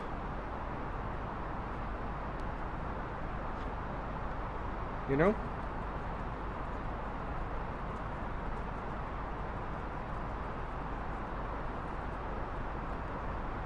Let's check our progress. Does anybody know what these little crosses are for? There must be reporting points. Are they? Or I don't know. So we've got 502 miles. So let's increase our speed, shall we? So we're now doing. We'll just go below the red line, okay? In fact, let's go higher. Let's go higher. So our ground speed is 471. Let's see if we go higher, that increases, okay? So let's first go higher. Let me just take that. Oh, the camera. Sorry, folks. I forgot my camera there. Oh, that's not me. Yet. There we go. So. Where's my pen? Pen. There we go. Right. So. Let's get a fresh bit of paper going there. We're going at a ground speed of 471. That's what counts, isn't it? Let's go higher. Let's play with coffin corner, shall we? Now you can calculate it, but I can't remember how. So going up to coffin corner area, and we're going to play with coffin corner. Coffin corner is you're going so high that the air's less dense, isn't it? The air's less dense. There's less air going over the wings. So you have to add power to get more airflow over the wings, so you get more lift. So as you get higher, this is roughly how it works. As you get higher, you got to add more power. Otherwise, the nose keeps going. So you go higher and higher, the air is less dense, and then you got to increase the angle of attack of the wings to create more lift to stay there. So you need more thrust. So then you find yourself at full thrust, and you're close to the stalling, the critical angle of attack to stall.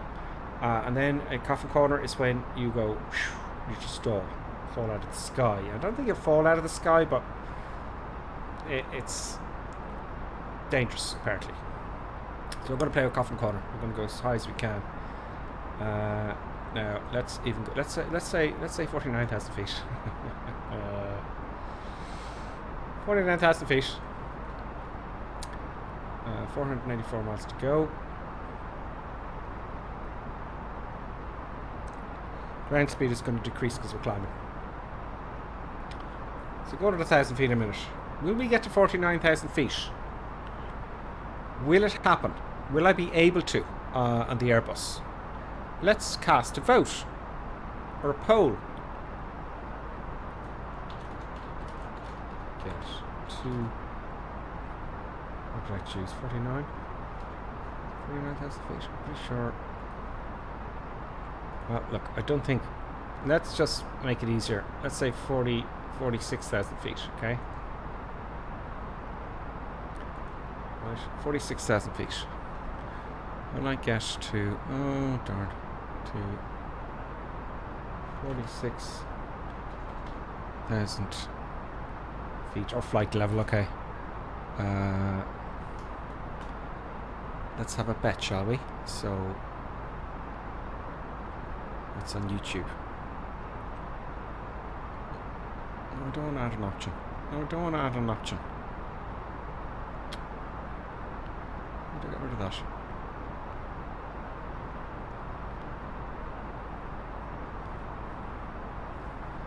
The Airbus, Cherokee is saying the Airbus A320 can only fly max 39,000 feet.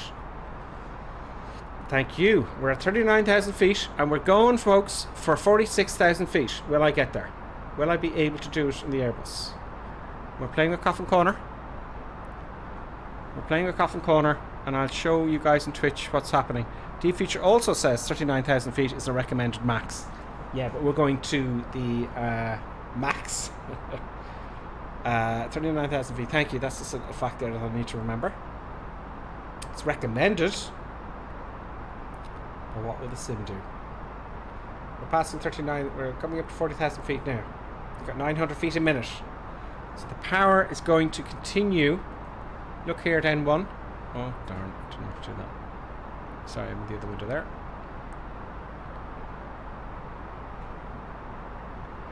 The producer is still quiet. For this, I think we should put the producer cam on. Producer cam is on. I think the producer's calmly thinking, yeah.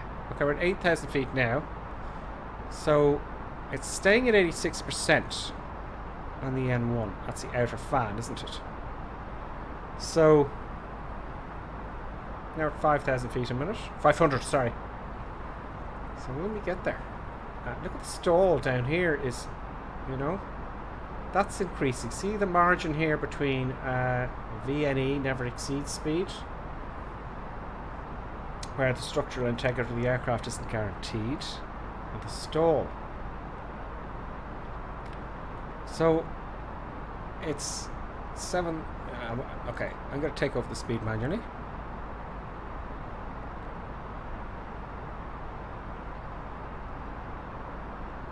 I want to increase the speed. Now more power should be added. Oh no. Not letting me know. Okay, won't let me.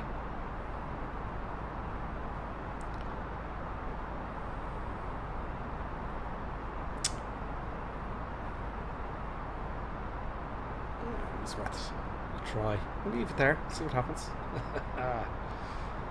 Will we get to flight level 460? Coffin corner time. I have heard stories of pilots flying airliners going, let's go higher and see what happens. Now they wouldn't be allowed to do that anymore because everything's recorded. So all this in an Airbus, I know in a 737 anyway, just from talking to pilots and what I learned in aviation college, if you like, that people have, pilots have, they can go up higher, but now everything's recorded. It's all recorded. So if you did this, you know, an alarm would go off. That is to say, opposite the ground would say that your Airbus flight number 4167 has broken the procedures. They'll be in trouble.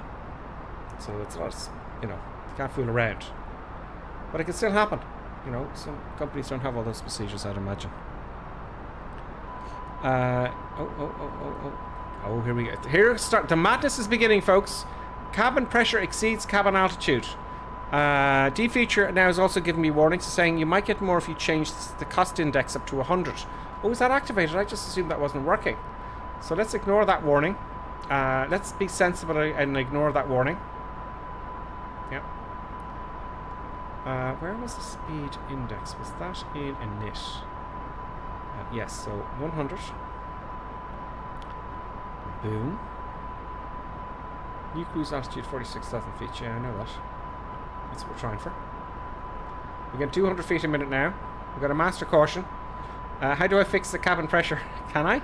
Can you increase the pressure? Well, this is something I don't know how to do.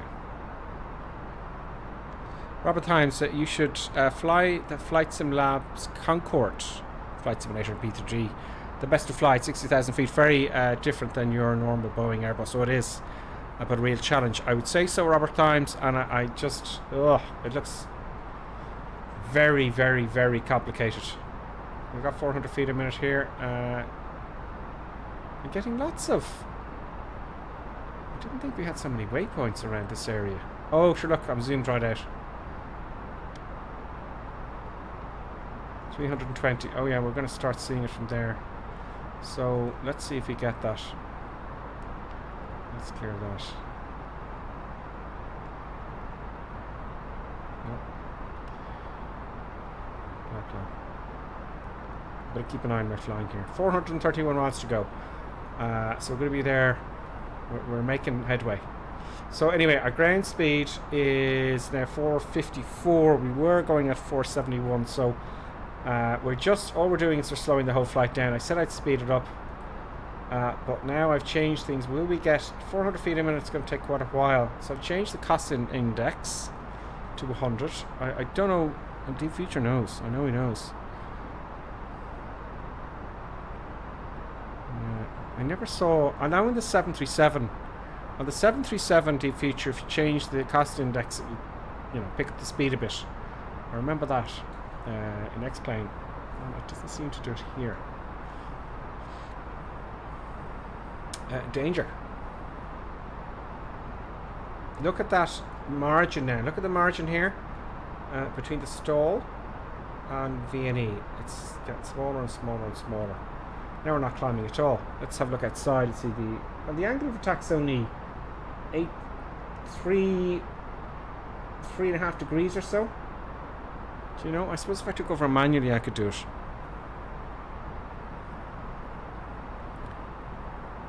Robert Time says, once you get the hang of it, this is on Twitch, once you get the hang of the Concorde, but it does take study. I even have the real world normal procedures printed and you can follow them in the sim. Wow. I think that I'm a little bit away from that. But yeah, that could be an interesting one, Robert. I will, you know, once I get the AirBus happening, you know. Let's look outside at our crazy madness. Can we see the curvature of the Earth? Yeah. Can, look.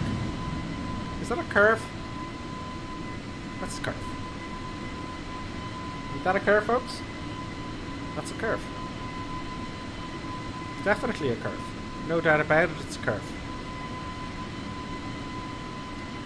Oh, my tags are gone. Oh, they're not. There's Bakerfly, there's Lonely Reaper behind.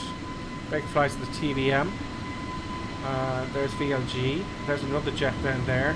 There's people down about to take off. We got Davo with us, Davo 453. Rolf Copter. There might be some new ones here. I can't tell if they're just people flying along or if it's, you know. VLG, I think it's with us. Let's clean that up and look at that lovely view. Okay, so no warnings to the producer. Let's remove the producer's camera. Oh, that was me. What's this? Someone on their journey in the living room. Eating Smarties. Maybe having a beer, who knows? Let's see how we're doing with our crazy madness height, altitude, 200 feet a minute, 33,000 feet. Okay, well, I'll try and increase the speed one more time and then I'll give up. So Mach presently, the speed instead? No, it won't let me change it.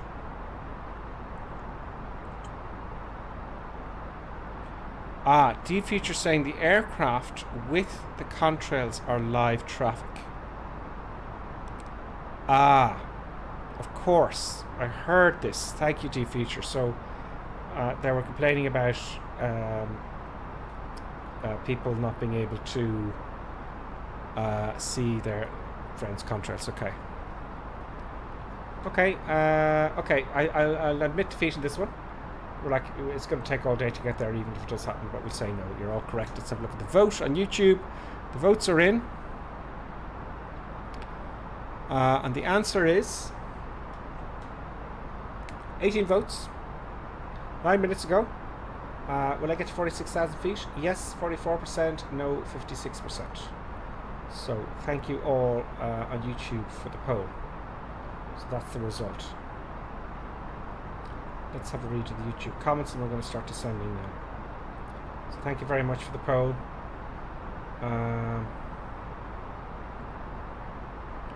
Yeah, is that Cheddar Key saying recommended if you want to keep your job? Yes, it's best not to go up there.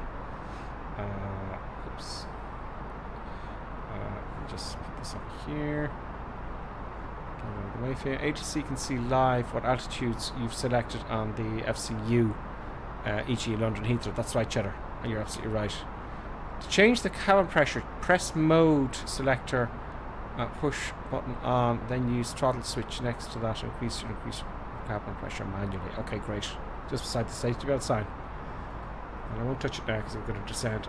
Sure, look, all the passengers now think they're just falling asleep. They have no idea because if they don't have enough oxygen.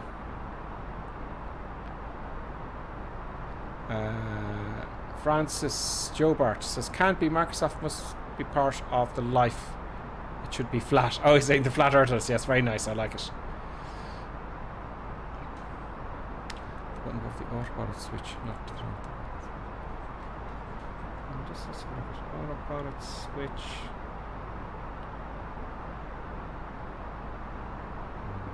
Anyway, let's come back down.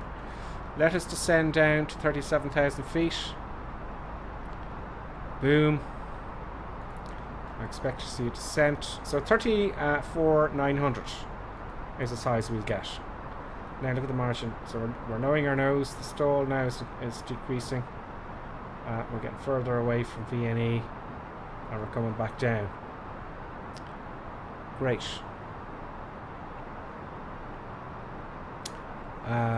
Now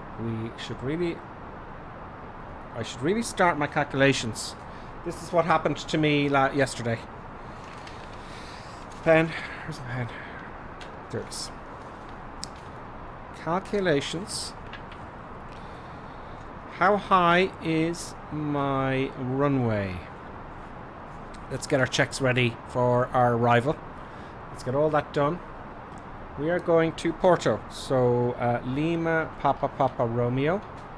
Let's have a look at the plates. We are coming into Porto for runway 17 right. Approach 17. It's just 17. Okay. It's only one runway in Porto. Okay. Porto. ILS. I'm just taking all this stuff down. Because my pen decides not to work at this point. Great. ILS is 109.9. There is a is that a VOR? Oh, it is. There's a VOR. VOR, we'll play with that as well, is 114.1. The elevation is 227 feet, so it's not involved in our calculation. It's pretty much sea level, you know. Find approach course is 171 degrees. 109 to small line and 171 degrees. Fine. We're coming in from the north because the wind's from the south. That's fine. And that's all good. And it is a Cat 2. Great. So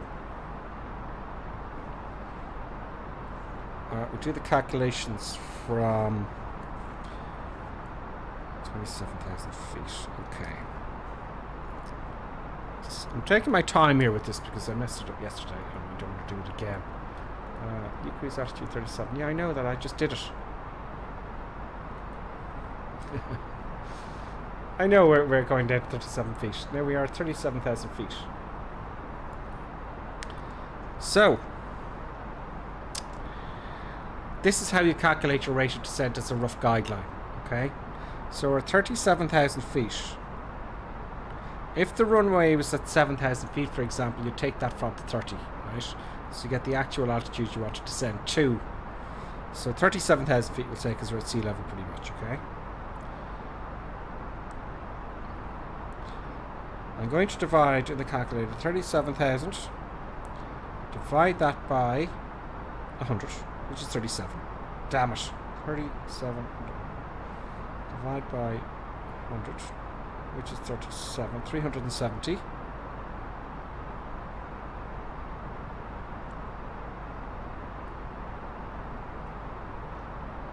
I could have done that in my head.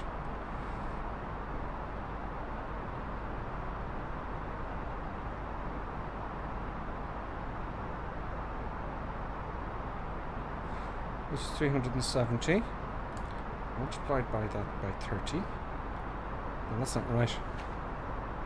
That ain't right. 37.3 divided by. Okay. 370 multiplied by 3. 1,100. No, that's not right. What am I doing wrong here today? Why? It's the simplest calculation. 37 multiplied by 3 equals 111 miles plus 10, which is 122 miles out. Is that correct? Anybody know? I'm pretty sure that would make sense. 122 miles out for my descent. We are now at only at 346. Now we're back at 37. I'm going to try and increase my speed again. Now, there we go. I did it wrong the first time. Now I see my mistake. I was hitting the up arrow. So now I'm increasing my speed. Let's increase that a bit more. And we get there much quicker. Boom. See it's increasing here? I would like 90% of thrust. So...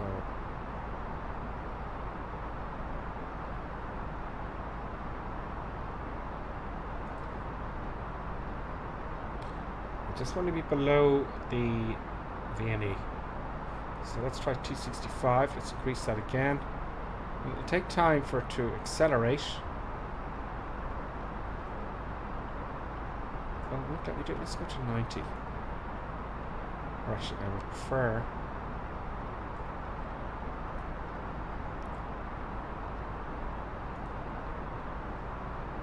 You're doing it wrong.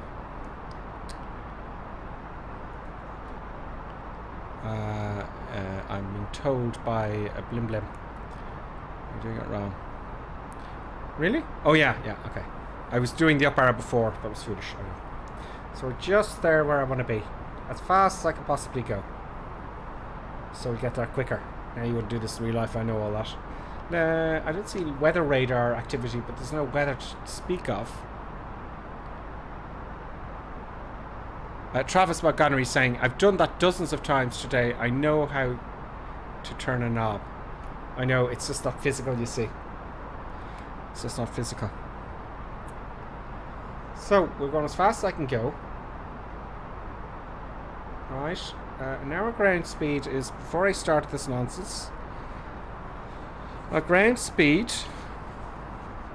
is 471 knots. Now we're 486 knots, so we'll make up a bit of time now. Wasted tons of fuel, of course, which reminds one to check the fuel.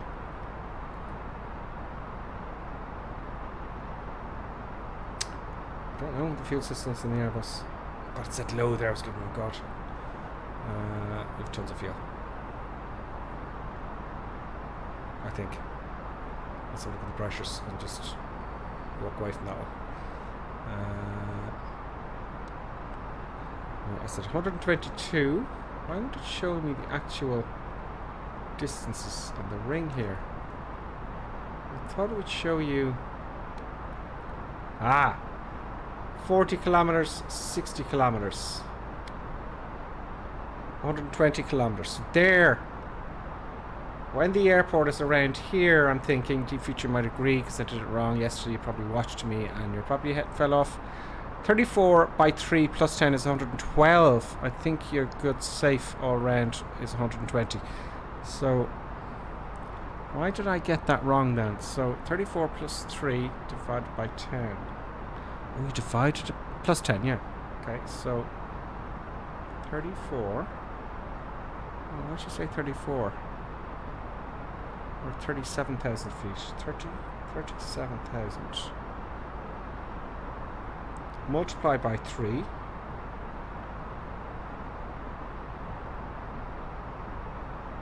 Divide that by 100, which is 100.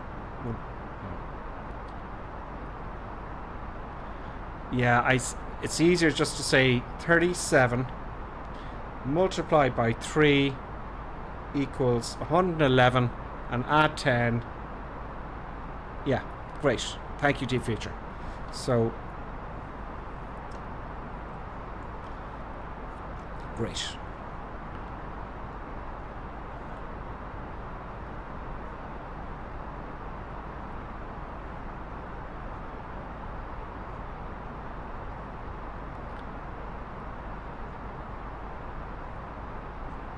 Good.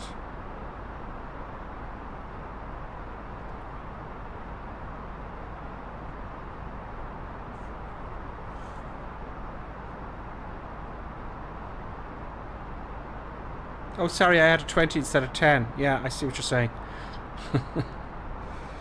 Oh, yeah, okay. 112, okay, sorry. What was it? My head's gone out the window this evening. Simplest thing. 34 multiplied by 3 equals... Oh, 102. Okay. Plus 10. So 112. Thank you.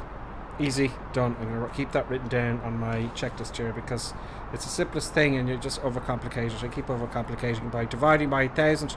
You know, yes, last night I had 17,500 divided by 1,000 plus 30, which is 52.5. Then I added 10, which is 62.5. And it's just you just take the flight level, 34 multiplied by 3. That's your answer, 102. And add plus 10, 112 nautical miles. I overcomplicated it, that's why. There we go. Right, we're going. We're good. So we're going to descend 112 nautical miles out. Or thereabouts, maybe 15. So we've got... we're banging on now, 300 miles to go. Happy days.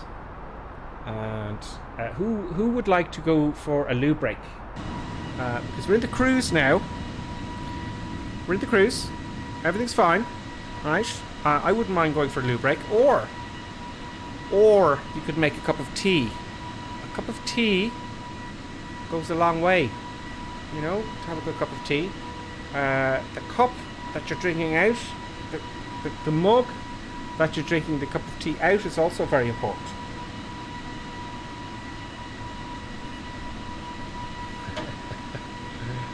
I don't set any of those mugs, so I really wouldn't worry about it. So I think we'll have a little intermission for 5 minutes. If you want to get to the loo, perhaps you will get a bar of chocolate out of the fridge, right? Bar of chocolate out of the fridge, or you know, bring the dog out, feed the dog, get a snack. Why has the sound of my engine decreased? Oh, I'm overspeeding. Oh, it's all of us three. Oh, yeah, I wasn't supposed to do that. Okay, yeah, I see what I've done now. 270 knots is the maximum I'm going to overspeed. So 270. Boom.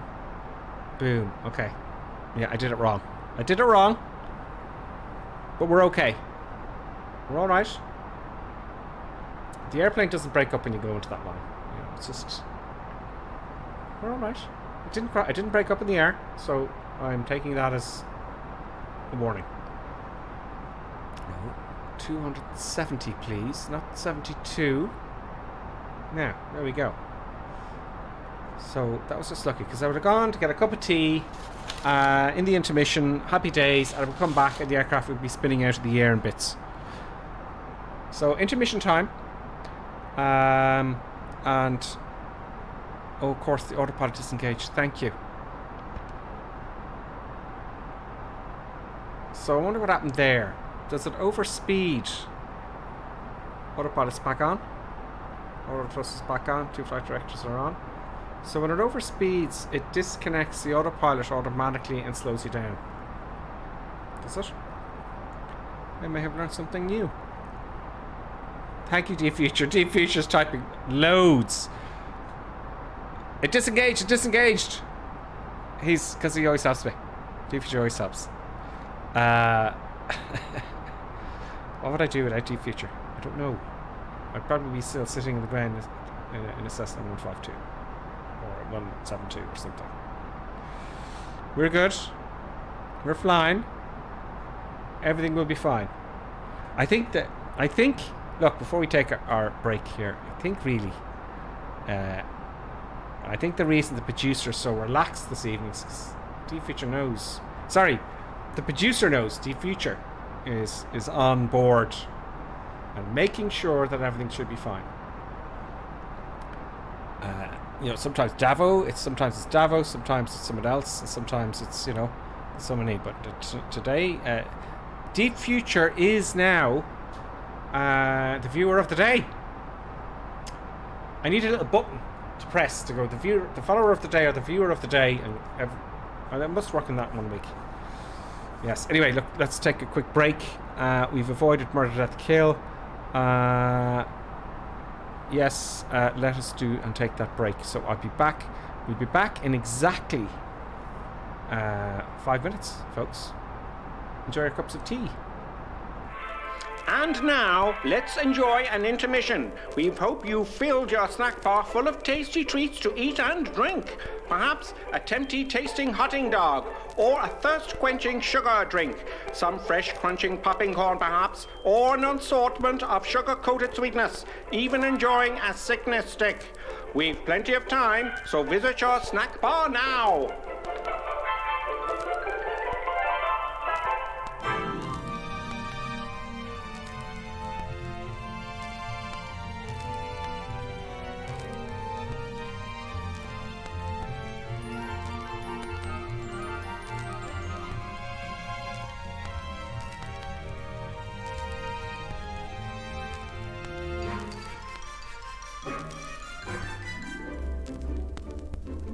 See now, Mr. and Mrs. Barker enjoying and gorging on the lovely treats with their lovely children. You could be doing this too, you still have time.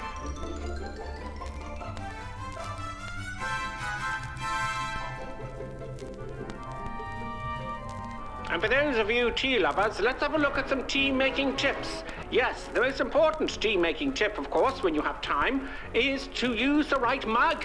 Yes, the right tea mug is always the right way. Look for the GripperSim tea mug. Yes, it makes your tea taste 20% better. Now, don't worry, you still have plenty of time to make your cup of tea. Mrs. Ainsley Creetrap, what do you think of drinking a cup of tea from the GripperSim mug as opposed to the normal mug? Lovely.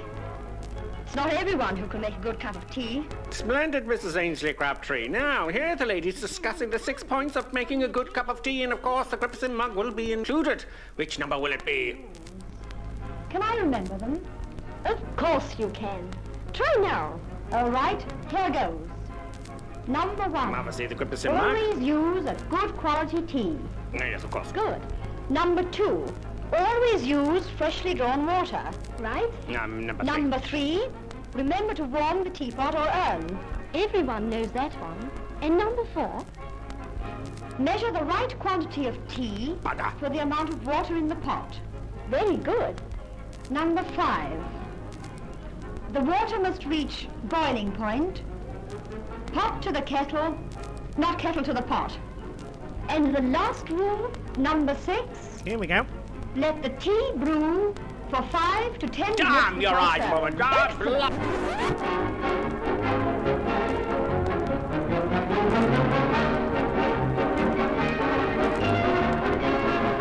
GripperSim tea mug. Where does it all start? Sometimes here, with an acid stomach, or here, with tense, upset digestive nerves. It may even reach here, with that fuzzy, achy feeling in the head. Are you suffering from intermission anxiety? It's the acid tension trouble triangle you're suffering from. Yes, now there's a new anti-intermission liquid, Peptus Liquid Elixir. It will break that bothersome intermission trouble triangle. It is fast-acting liquid, has no need to wait for it to dissolve as it's in liquid form. With unknown ingredients, it will settle acid in your stomach and those nasty intermission blues. Side effect of Peptus may include constipation, skin rash or dermatitis, diarrhea, dizziness, drowsiness, dry mouth, severe migraines, insomnia, suicidal thoughts, abnormal heart rhythms, internal bleeding, cancer, loss of sexual appendages, funny walk syndrome, loss of hair, reddening of the hair, big red nose syndrome, whitening of the skin, unusual voice patterns, childish behaviours, a propensity to blow up balloons, death. Break that intermission trouble triangle with Peptus. Yes, Peptus available somewhere. Just a minute, folks. Yes, that's all it takes to visit our refreshment counter in the lobby. There you'll find popcorn and an assortment of popular candy bars to please every taste. Try one of these delicious candy bars. Big time. Ingredients include chemicals derived from petroleum, Butternut, preservatives including sodium benzoate and sulfur dioxide, no nuts included, milkshake, including wood pulp and duck feathers as fillers, payday, including propylene glycol, carcinogenic flavorings, including trace elements of starch, strychnine and topped lead. with Hollywood's super rich coating of the kind you like best. They taste wonderful, they're delicious, they're nutritious. Get one at our confection counter in the lobby now.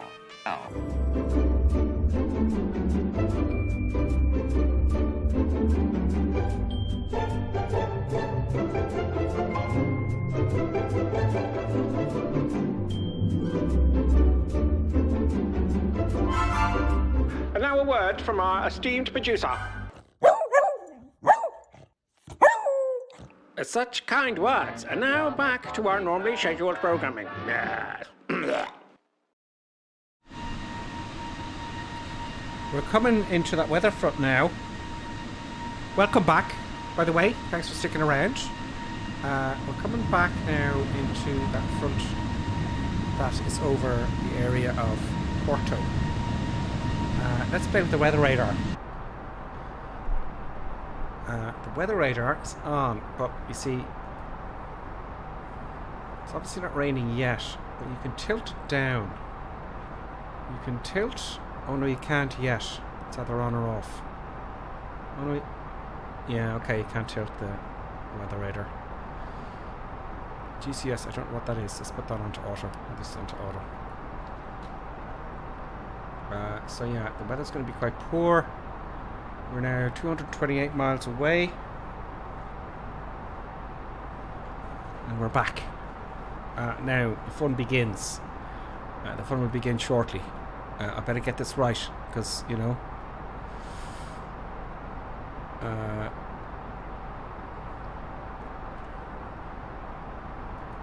okay, D-Feature saying the weather radar to 1 or 2, so that's why. Oh, it's not switched on. I thought I switched it on. Darn. Dang. It's the... Yeah, okay. I'll put it on. Oh, there we go. We're getting some indications there. There's some rain over there. Should be rain over here, but okay. Oh god, looks like we're coming there quick and fast. 37,000 feet. Better do my calculations. 34,000 feet. No, we're 37. So let's start descending at least to 20,000 feet for the moment. Let's assume we've been asked to go to 20,000 feet. Let's get some mic candy in anyway. Let's go to 20,000 feet. I'll do the calculations again. Look for an indication of descent. The descent is beginning. And let's have a look at the descent checklist. Descent, altitude set, seatbelt sign. We won't do that yet. Anti-ice off. It says anti-ice off here. It's if we're going through clouds, I'd have it on. No? Pressure reference, we're ready for that. Lower than 10,000 feet. Okay, that's fine. We're a bit ahead of time there, that's fine. Oh god. Okay, while we're descending, let's enter our destination data, etc, etc. I love the way it reminds you. That would be in performance. I'm going to take my phone out here to get the weather.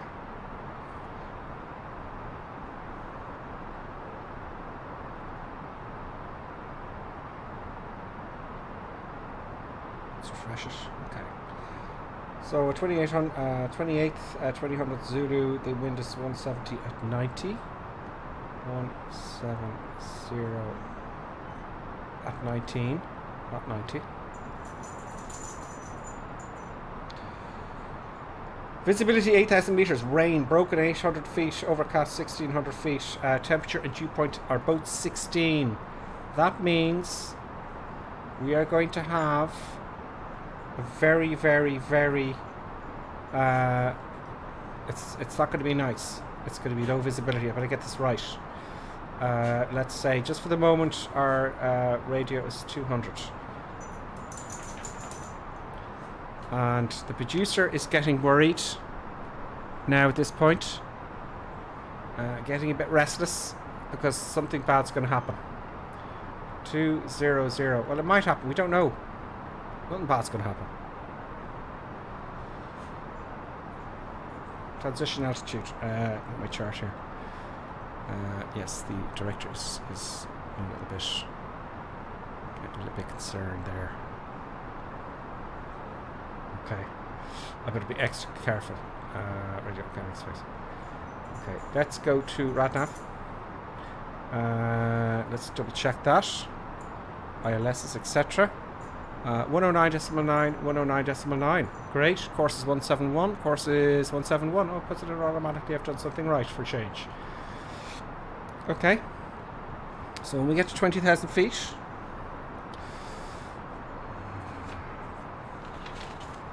We got a paper here, folks. Let's do the calculation for 20,000 feet. One more time. 20,000 feet. Okay, what's that again? Calculator. So we're going to come down to 20,000 feet. I haven't finished my pre-checklist yet. Where are we now? 27. So when we get to 20,000 feet,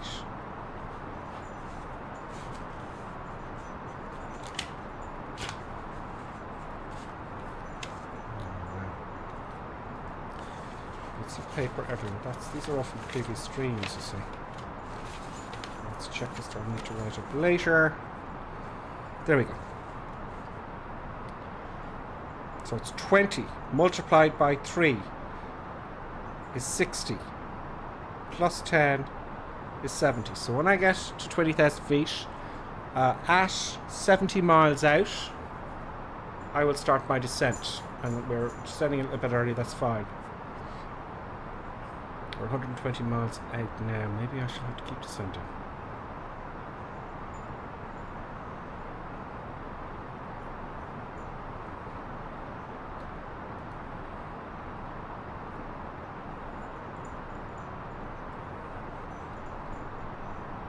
Oh, the director's not happy. The director is a little bit concerned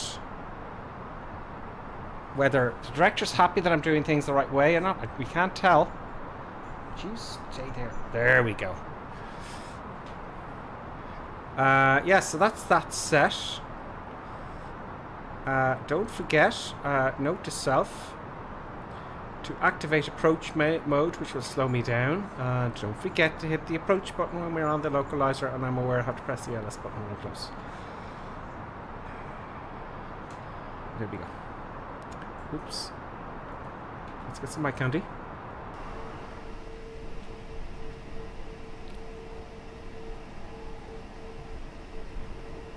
You need to look for those noises for Twitch. Yes, I do, Davo. I need to spend some time working at Twitch.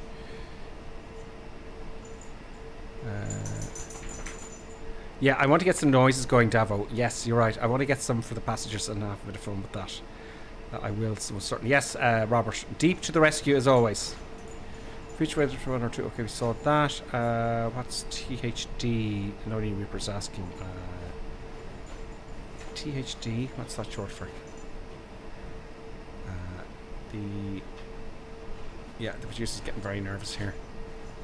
Does anybody know have I left anything? Have I left anything out? Have I? It's. Oh God, I'm gonna have to do visual approach again.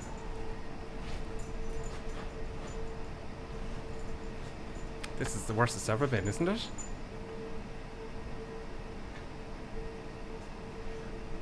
This is the worst it's ever been.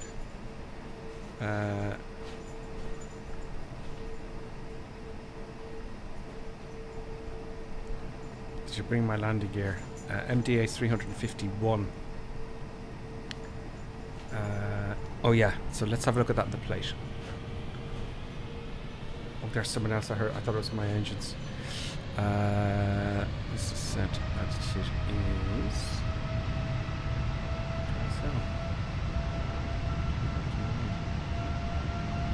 Oh, that's the animation, sorry.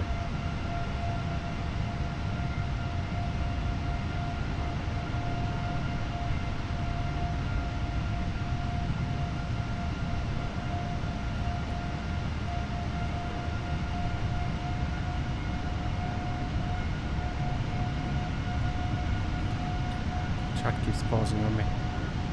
Trans altitude 4,000 feet. Yes, that's it. Thank you. Transition is 4,000 feet.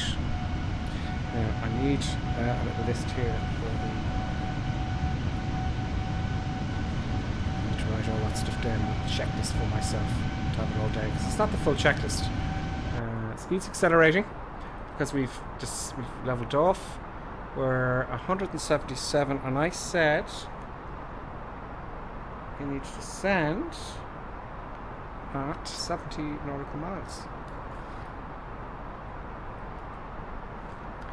Transition is 4,000, that's right.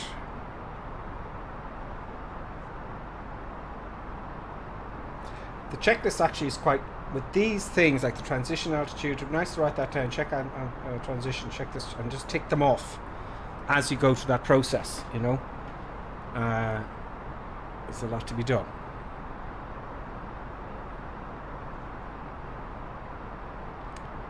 I'm going to go down as though it's 200. Look, I know it's 351, but it's going to be an interesting approach.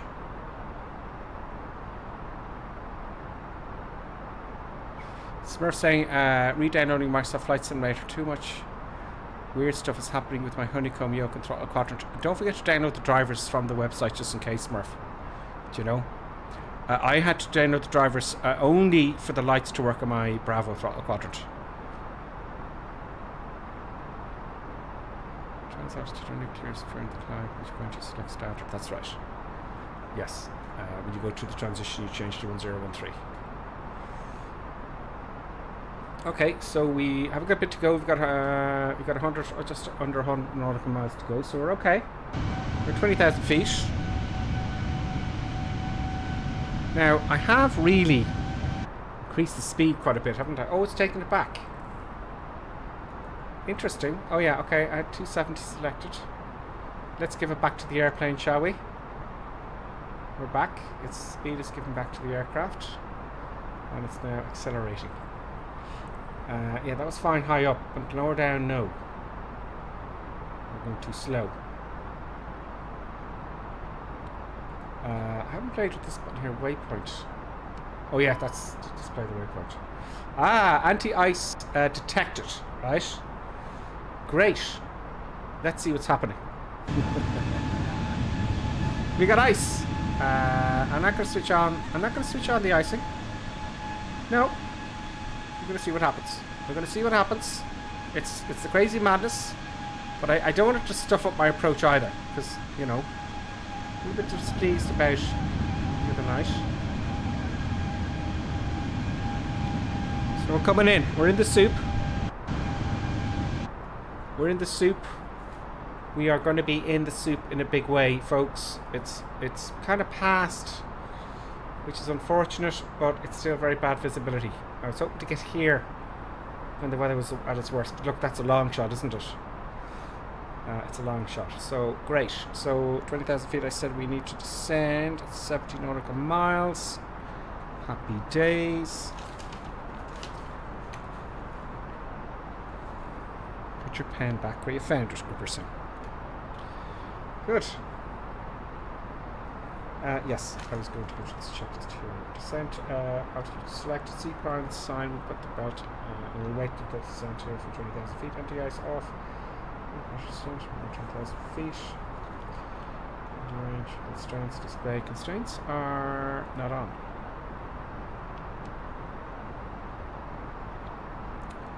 Confirm ILS, of course. Yes, I have done that. Intercepted heading. Yes, we've got that. Approach mode to come on. Box to be captured. 10 miles out, flaps 1. Go around, altitude set. 8 miles, flaps 2. And flaps 2, landing gear down. So I need to rewrite this because I could learn it off like I do in the real things, the little aircraft, you know. But I don't want to learn something off that's, you know, you want to be so fluent at it you don't forget it, you know, you just remember all this stuff. So yeah, all good so far. Let's have a look at the comments.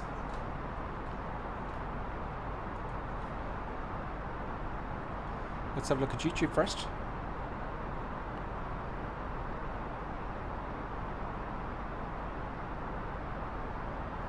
MDA is barrow, DA is altitude. Pick whichever one depending on your approach. Okay. So put 351 in there, okay?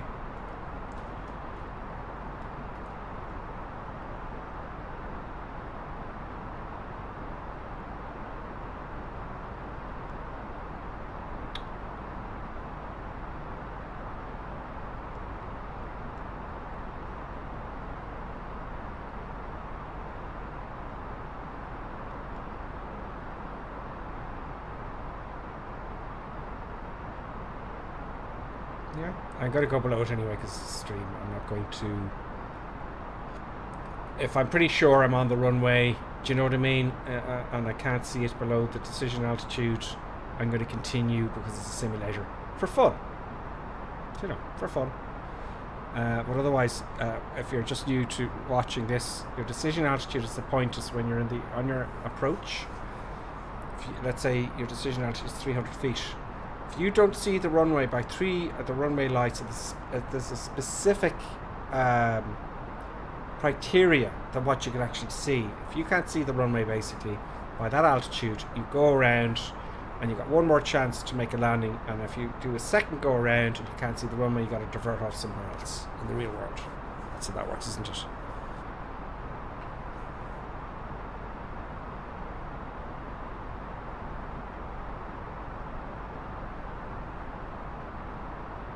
Yeah, the D feature saying bar works in barometric altitude and RA is a radio altimeter.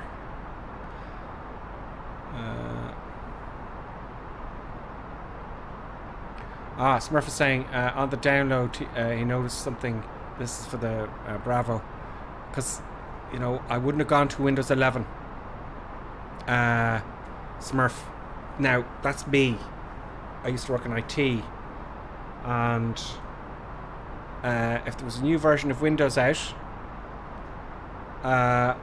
we wouldn't touch it because it causes all sorts of problems because it's new and nobody knows what's going to happen. But look, it's not going to be a big difference. I'm sure it's nothing. This is back in the days of back in the noughties, you know. Okay, it's getting a bit bumpy now. Look at that. Oh, it's bumpy, folks. Let's have a look at the wing flex. Let's keep an eye on my flight here. 131 miles. Let's have a look at the wind flex. Let's have a look maybe here. Oh.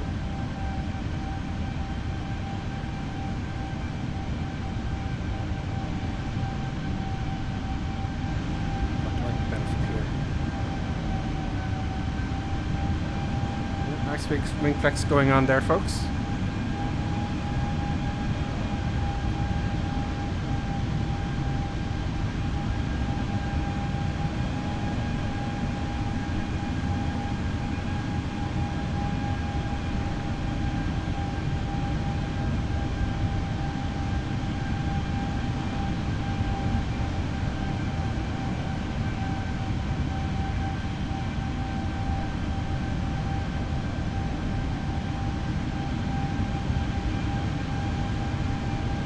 Oh, I see, Cheddar. Yeah, okay. You're telling me there about the radio. So you're thinking I should have it on Barrow. Okay. Well. Okay. So let's get bumpy. Look at that. Look at that, folks. Okay. So you want me to put it into? Oh, I just select one or something. We're not going to. I'm not going to.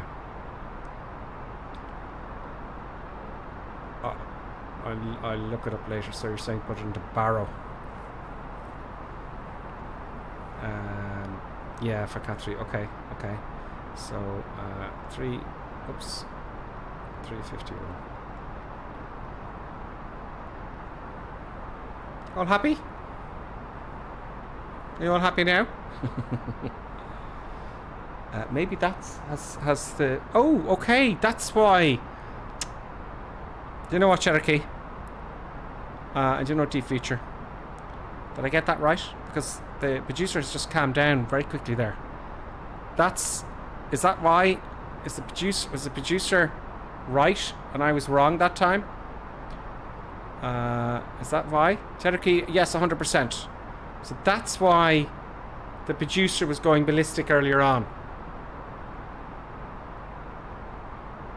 See?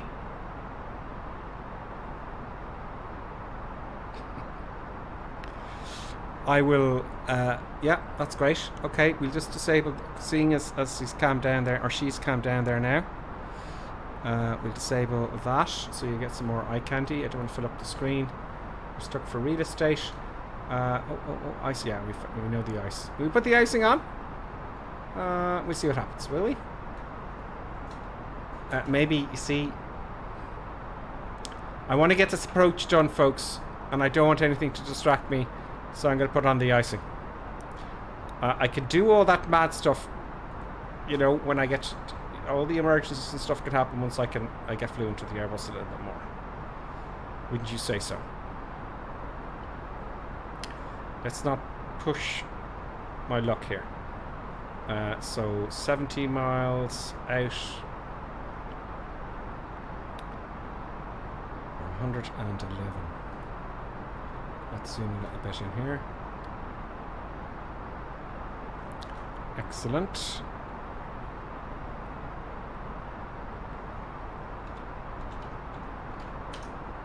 Good. Oops. What the hell? Okay. Just doing a few bits and pieces here.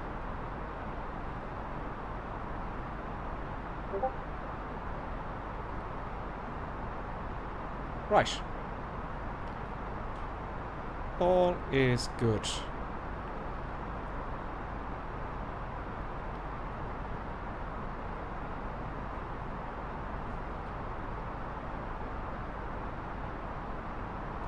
Oh, I see what you're saying, yes.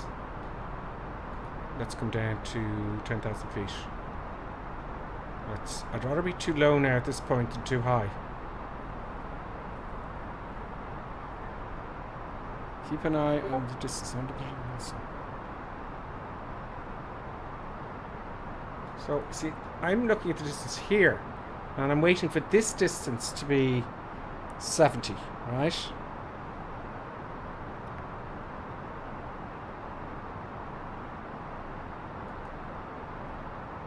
So I'm just going to play it safe today. I go to 10 so I can control it.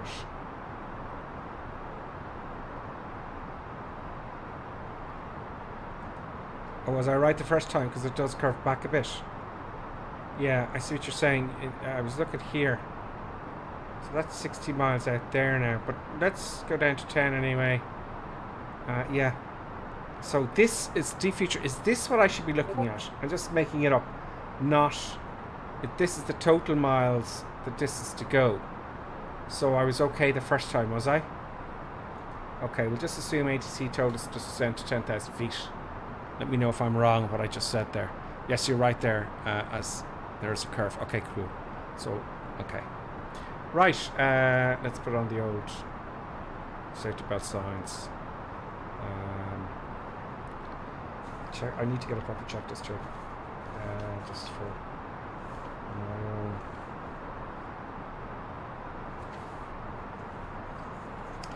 Reduce constraints display. They are on. That's where I was earlier on. Look how dark it's getting now. Look, it's so dull. I love that. Let's just get the view back here. It just keeps high. I confirm that. Interception heading. That's fine. Likewise, but that's when we get closer. Okay, I'm going to keep my finger on that. Constraints is on. Yep.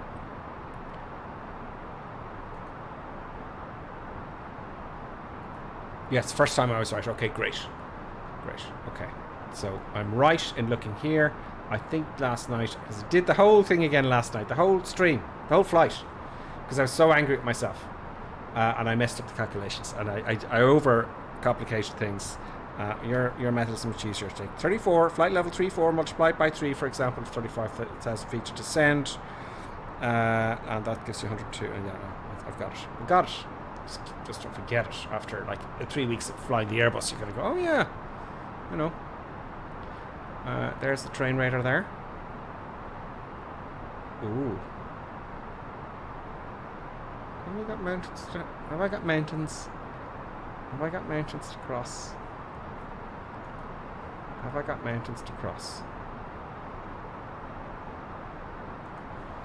Have I got mountains to cross? 5,100 feet. Okay. That's close in. Okay, I'll keep an eye out. I wouldn't want to be cracking into any mountains though, would I? Where's the rain? Where? Oh, we're not into the yellow yet, isn't it? So, yeah. We're at 11 now. Base altitude, just to recall. 3,200 feet is... Oh no, 2,400 feet is our base altitude. 2,400 feet. Great. Now here it says D11. 3,200. Don't... So we're at 11D. You want to be above 3,220 on my plate.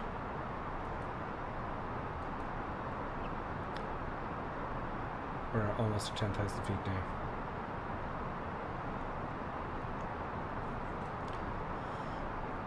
Good. Some callouts would be some kind of fun, wouldn't it, when we're doing our descents? I'll get to that. That'll happen. Anyway, let's press some callouts.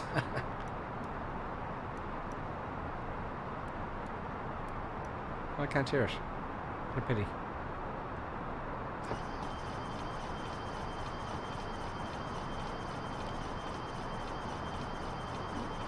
That would really do my head in that sound, wouldn't it? We leave the wipers off. Now it's raining. So the minute we went into the orange there, it'll start to rain, okay? We are now... we're now, let's say, 40 miles away. We'll add some later. In fact, I'm going to come down now to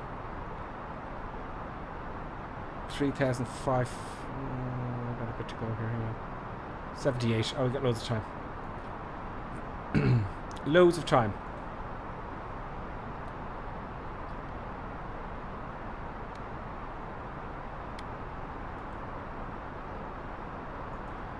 Let's get some lights on here.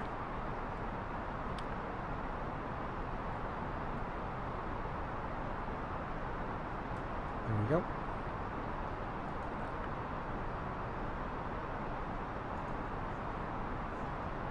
It's quite a bumpy ride, Robert Times. Yes, it is. It is absolutely that. So we've got a fair bit to go. And let's have a look at the YouTube comments. No train in that area higher than 6,000 feet. Great.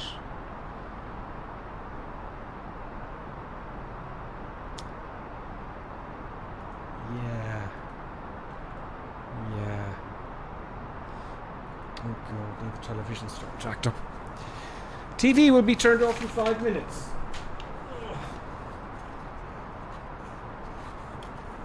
Oh bugger, I turned off the television.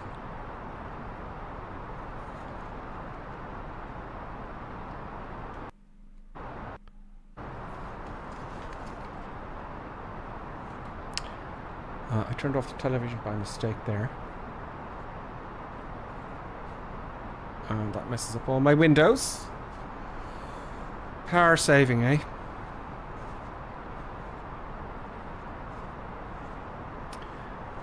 Let's get all my windows back. 70 miles to go. Sorry about this.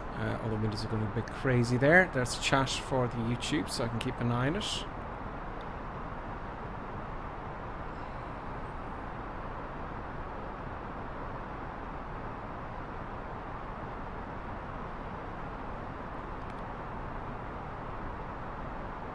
Why are the displays flickering? Blackjack is asking. I don't know, Blackjack. I noticed that. I did notice it.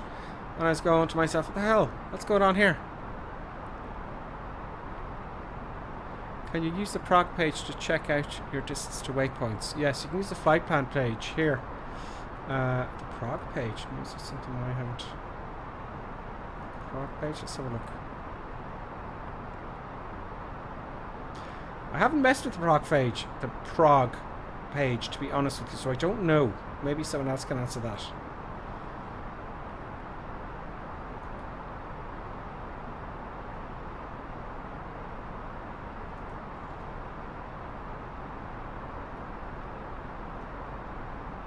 I'm going to climb up a little bit.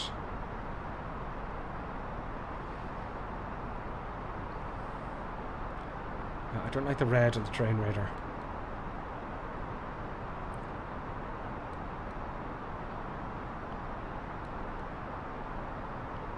Hang on, is that the weather radar on? Oh, that's the weather radar. I thought that was terrain radar over to the right. So I was thinking, blast it. But just as well I didn't activate it. So there, it was on the weather radar. Silly me. That's why I got worried about mountains. And it's a good thing to be worried about, isn't it? Now look, where do you put your landing lights on? You know, doesn't have it on this checklist. So we're at 10,000 feet. So let's go to the Q&H.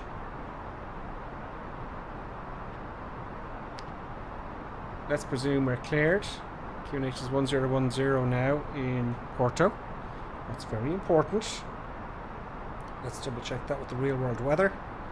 Actual weather in reality. Q&H is 1010 in Porto. And the winds currently are 170 at 19 knots. So we're going to have a bit of a headwind, small bit of a crosswind.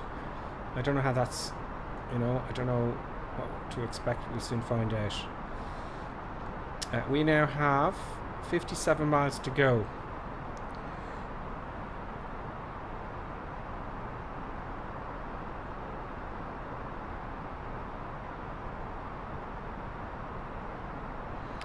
So about 40 miles out, I want to start to send... Oh no, actually, sorry. What am I talking about? The base altitude of the Via War, isn't it? Where you want... Yeah, so... 30 miles out, we'll go 35. I'll start descending.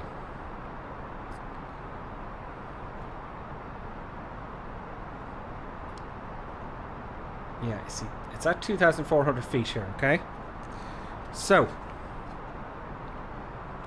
we're at 10,000 feet only, right? Don't forget, I haven't forgotten about the landing lights and all that stuff. Just prioritizing. So 10,000 feet minus 2,400 feet. It's 7.6. Multiply that by 3. So it's 22 miles out.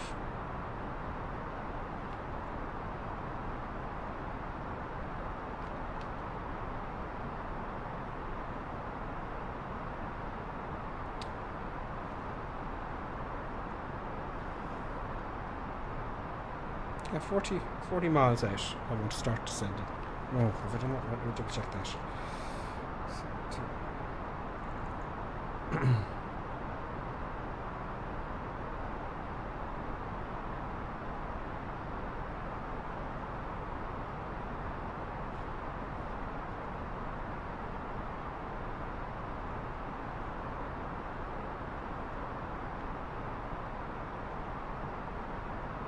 33 miles. 33 miles out. We'll start descending.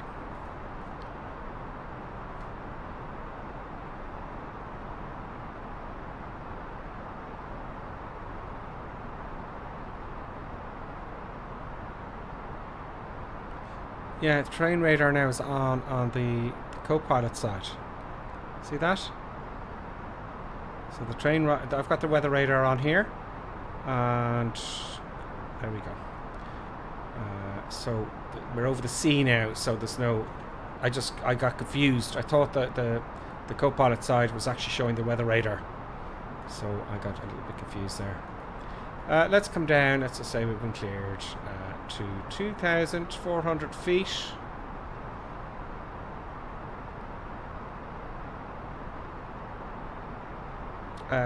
See, this is hundreds and that's thousands, so you click here to get it between thousands and hundreds. Great. Sundial approach from the constraints are on. Fine, confirm ILS. If you can see I've done that. Interesting. Why not do it again? Why not do that again? No, I've done it. Okay, it's fine.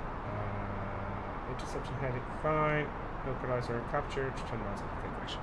So, what else have I got to do now? Before I get on, I'm going to capture the localizer. Okay.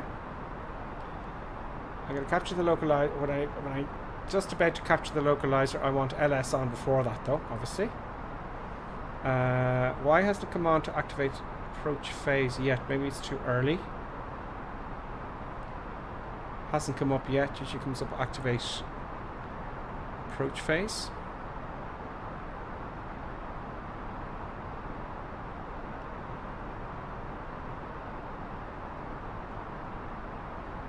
Start descending at 2,400 feet now. Oh yeah, sorry, I forgot about that. Yeah, let's just do the plates here. Don't go below, it says 11D, not between 2220. So go to 3233.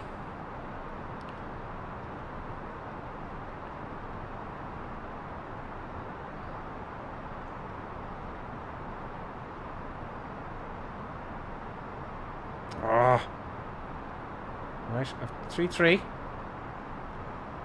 What the deuce is going on here? Where's my... What happened to my waypoint? Where's my waypoint? Shit. It's turning in directly towards the airfield. Active pause. Is that a bug? Did you see that? It just forgot about the next waypoint here, and it's turning in directly towards the airfield. I'm not going to let this bug mess me up. So that's very annoying.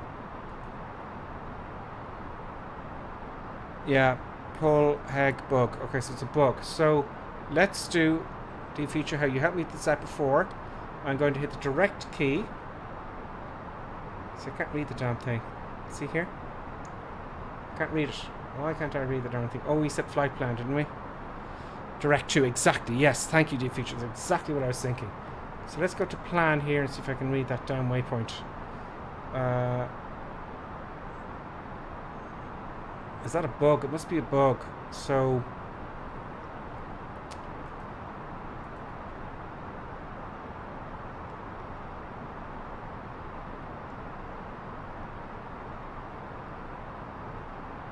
Well, I'm just trying to get the... We're going backwards now.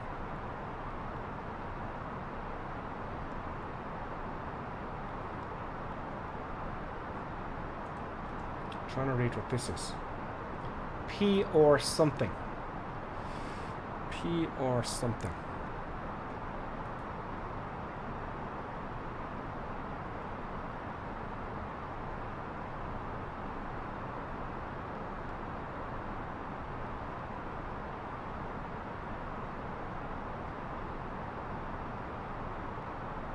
Damn it.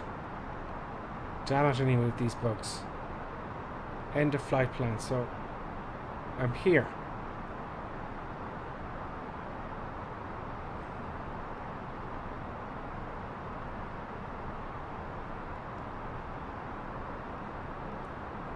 It's not very intuitive, is it? The whole... So I'm going to find out where I am here in the flight plan. P or something.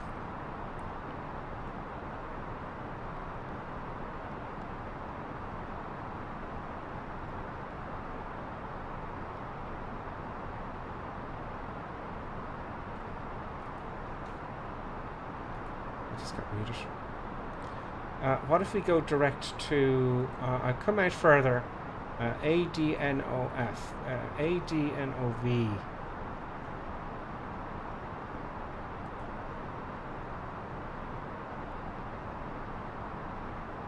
Maybe it's here. P or something.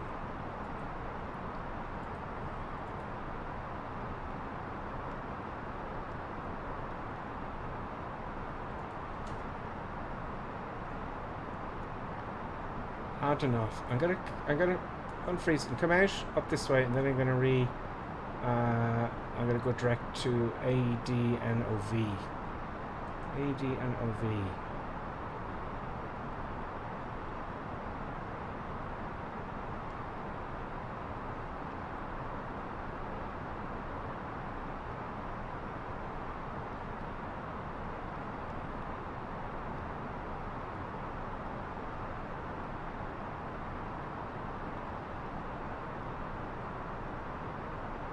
There it is.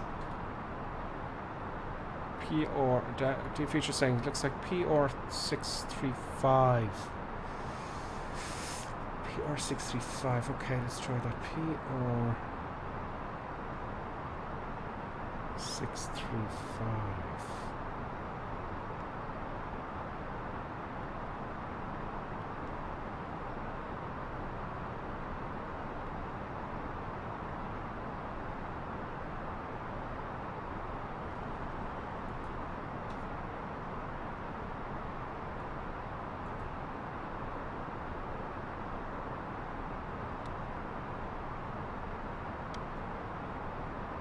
Maybe if I unpause it there, it'll come back. No. I lost everything now. We've got it back. Got it back. Okay, hang on. I'm just turning off the autopilot for a moment. We've got it back. Let's switch the autopilot on now. Please turn left. No, is that turning left? No. It does.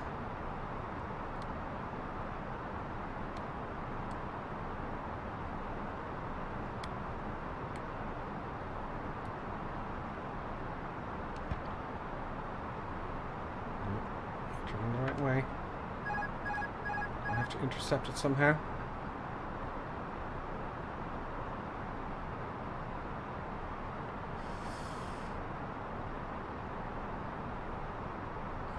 Gripper open V map. Looks like PR35 open visual map. Okay. Climbing, please. That's where I expect to be. Oh, you're talking about this bit here. What does that mean? Okay, well, I'll do... Oh, you found a bug and how to fix it, I'm thinking. Is that right?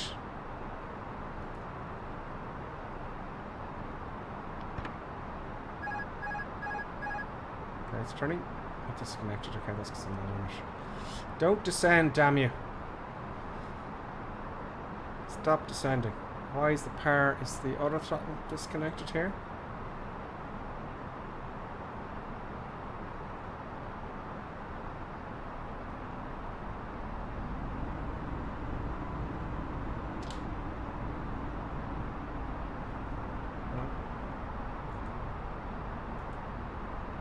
Your speed is low. Yeah, I've moved it up. That's a real mess up. Autopilot's on now. It should turn left for a bit. Speed's gone to climb now. Now it's gone haywire.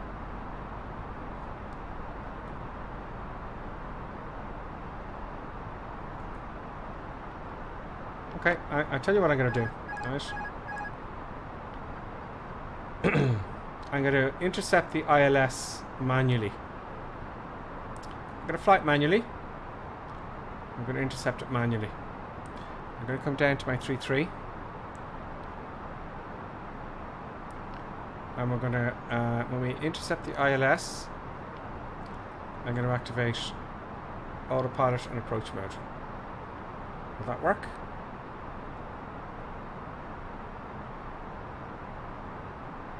Good vector off. We'll do it manually. I just feel more in control manually for some reason. Probably because I've never had an autopilot before ever in my life in the real world. Yes, autopilots can be dangerous, folks. I'm going to keep an eye on the throttle. Auto throttle's on. Okay.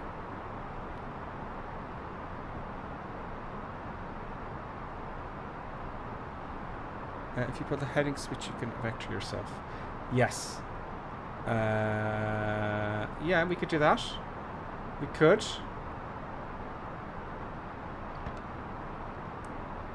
That's actually flying parrot. The minute it started to turn left, instead of pressing the pause button, I should have actually done that, really, shouldn't I? Would that make sense? Okay, where's my heading here? Heading, please. My heading bug active. Okay, my Saitek isn't working. Okay.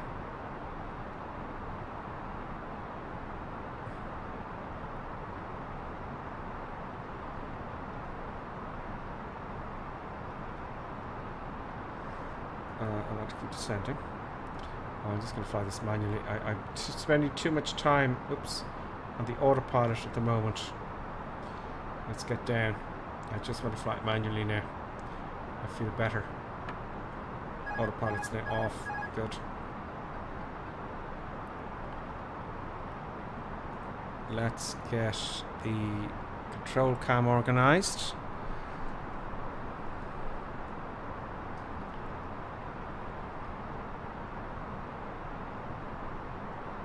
So you can see the control inputs I'm using. Just for fun. Now you can see here. Another mic, of course, is in the way. Coming down. 3-3, going a little bit fast. But the other throttle's on, so... Is that approach? See, this is going to screw up everything. I'm going to forget stuff now, because I'm flying manually.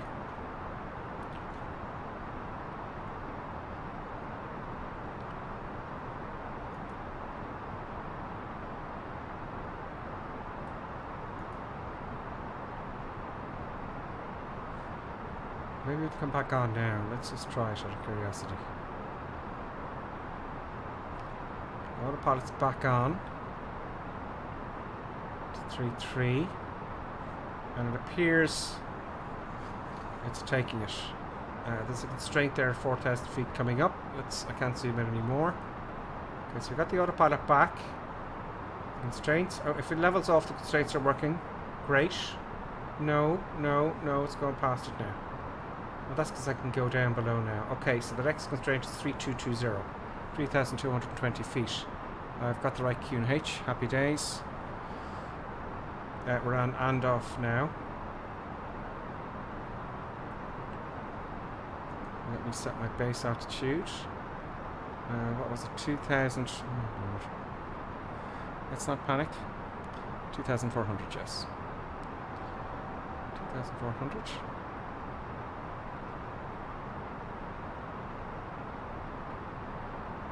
So even if I activate it,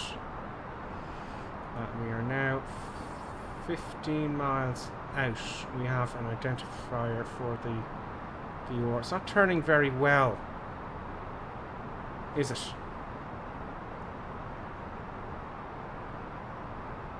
I've added in a tiny bit of rudder there. Tiniest bit of rudder.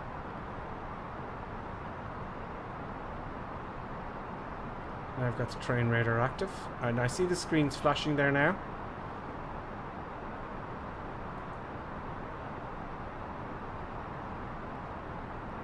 It's gone below the 3220. And it hasn't really yet. It looks like it's gonna. I know you're all screaming at me. Okay. Okay.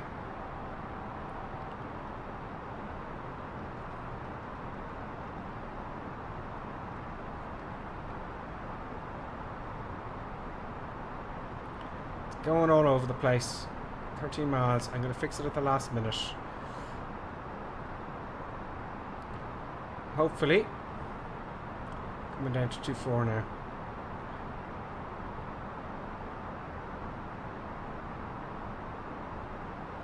I'm going to intercept it and hit the approach button.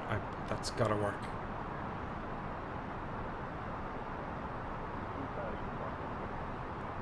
There's our 2.4 now.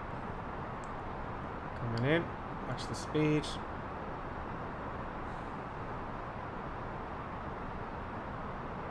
No time now to reach it. Would you stop descending? Would you stop decreasing speed? Oh, it's bumpy.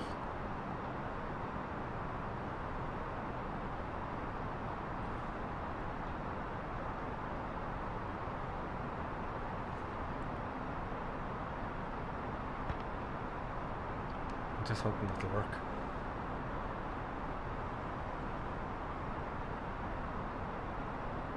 Nope. Autopilot's off. Screw you, autopilot. Screw you. I'm going manual. It's the only way I know how. Screw you.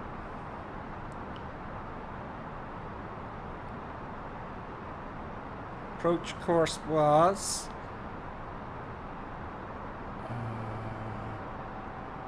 Damn it.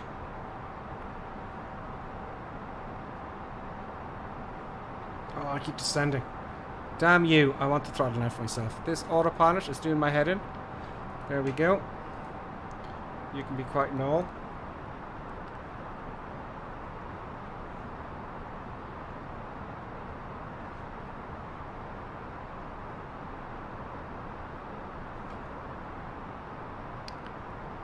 (171) was that the approach course?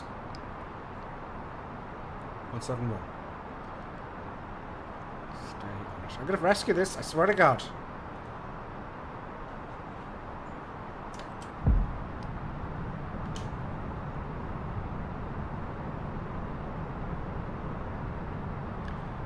Problem is, I like to have a heading bug here. 1, 5, 1, 6, 1, 7. It's just very hard. I might zoom in and just...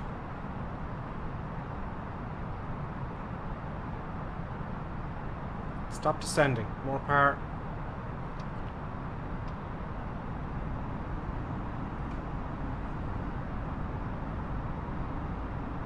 Get on it at the last minute. I'm telling you. I know I'd gone around in reality. This is a flight simulator. I would have gone around. Not too fast.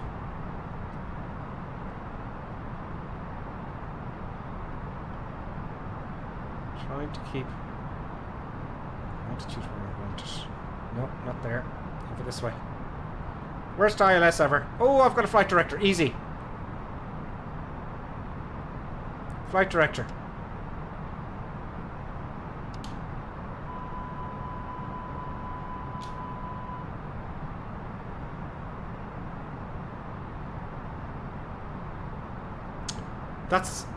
That's handy. Wow. I just followed the bloody green arrows. How simple is that? Let's keep following those green lines. I'm gonna get on it. 2.8 miles to go. 2.8 miles to go. Speed's coming down. Flaps are coming down now again. Gear's already down. Landing lights.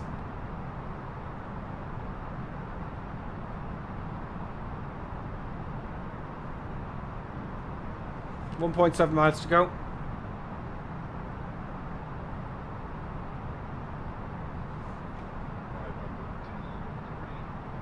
Yeah, it always does that. Let's not crash into the...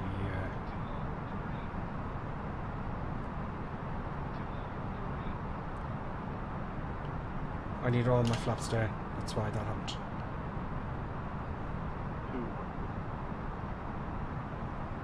There's the runway. Power back. A bit messy because I'm zoomed right into the screen. That's why that's easier. And there we go. Now I have some sort of idea. Come on.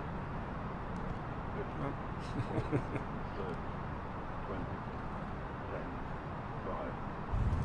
There we go. Reverse on. Fly it manually. It's the only way to go. This bloody autopilot business sucks. Oh man. That was hilarious. So that was a bug feature, was it? I'll have to read all the comments. Oh, that's 60 knots I've got past, no?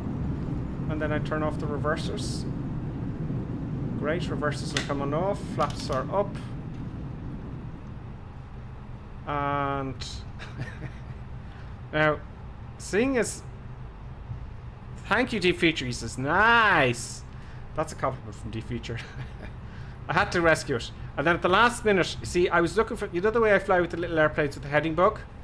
And I could tell where I am in space, and it's much easier. With this, it's not so good, you know? Do I take a right or a left? I'll take a left.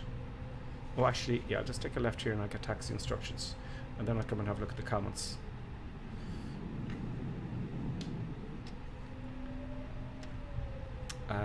Brilliant. Flaps up, all that kind of stuff clean. That was fun. That was fun. I'm hoping that wasn't my fault because it just went crazy, didn't it? So just hold up here. Park brake on. I could record the landing, but I think it was okay. Let's have a look at the comments here. Yes, first time chat from viewer. It was Tony. I was too fast at one point. Yes, I was up and down like a yo-yo with the power because there's not enough throw in the throttle. That's my excuse. Approach button, yeah, it wouldn't work. I just kept messing up 171. Thank you for that. Not your fault, Gripper. There is a bug in the nav stable version. They are better in the experimental version, but this has other issues. Okay, so it's a bug. So can I take it then that I rescued the sim from itself?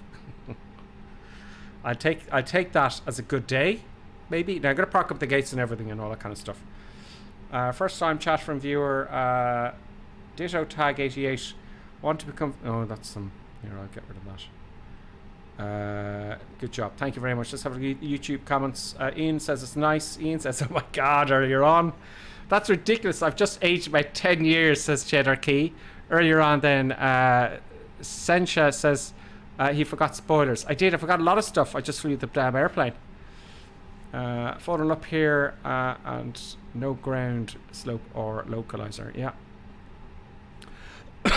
Sting is with us and Travis. So there you go, guys.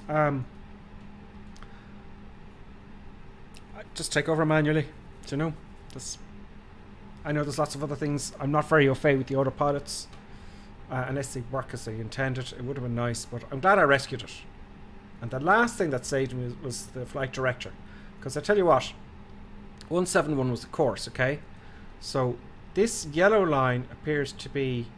let me see my heading book here. This is what I was getting mixed up with here a little bit. It was bothering me. Heading book.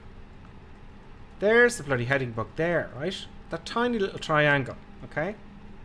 And I was trying to get my course of 171, that little yellow line in the bug, and I couldn't see it really from far away. But now I'm realizing what I could have done was just switch to bloody VOR, and I'm used to this a little bit more. But still, with this, you know, I can't really see it fully. But there's a bloody flight director, and I remember the King Air simulators years ago, and I saw it there. I said, "Ah, easy, flight director." Yes. Anyway, that's fun. That was and there was nothing. There was nothing to see, but once I was on the flight director, I knew I'd get in. Now, you never land in it. They'd never land an aircraft like that in reality, but this is a flight simulator, and it's great fun. There's Raptor X and the C-25C flying out, and Bakerfly was flying along with the TBM. You can't see them, actually. Let's turn on, for the viewers there, the actual, so you can see stuff. Right, so let's just say the weather lifted a little bit. Let's put the weather onto kind of clearing up-y kind of stuff here, just so you can see who's taxiing back to the gates. There you go. So that was interesting. That was great fun. And I came off this end here. Is that how soon I stopped? Did I take a right turn or a left? Anyway, I'd say I used up the longest portion of the runway. But yeah, that was fun. I enjoyed that. Let's taxi to the gate. Let's declutter for eye candy purposes. Let's taxi to the gate. Now, let's get in the cockpit here to do this. And let's get all the steps and stuff down, as you would. Tune to ground. Request taxi to gates. GripperSim taxi gate 23 using taxiway B. Gate 27 taxiway B. Yeah. I think, you know, if I had I couldn't have that on the replay when I save it to YouTube, could I? Because there's such simple instructions. So, acknowledge clearance, so I got using taxiway B 27. 27. Lights off. Well, let's tidy up here.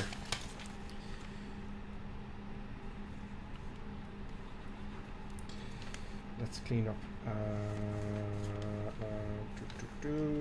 After landing checklist. Okay, that was done. Oh, reverse thrusters assessed here 70 knots, but look. Go around. No, that's not it. We're not going around. Thankfully, after landing, weather radar off. And of course, they do this when they're taxiing back, don't they? I hope you clipped that landing, folks. That was hilarious. That was, I was in real trouble there for a bit, wasn't I?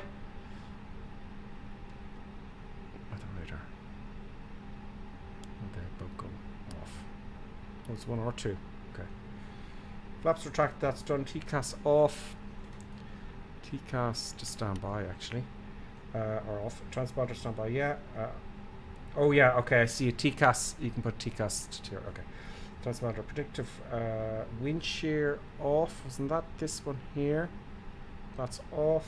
Nose light to taxi. I'd love the overhead panel. Nose light to taxi. There we go. Landing light, of course, they should have been on, and they weren't at all because the shit hit the fan. So they're retracted now. Shit hit the fan. Landing light off. Spoilers retract, which they are, and I want to put them on. APU master and APU start. Anti-ice is required. We don't need any of that now. Thank you. And shut down, and that's a shutdown. Let's taxi and get those gates and see how that looks. What that looks like.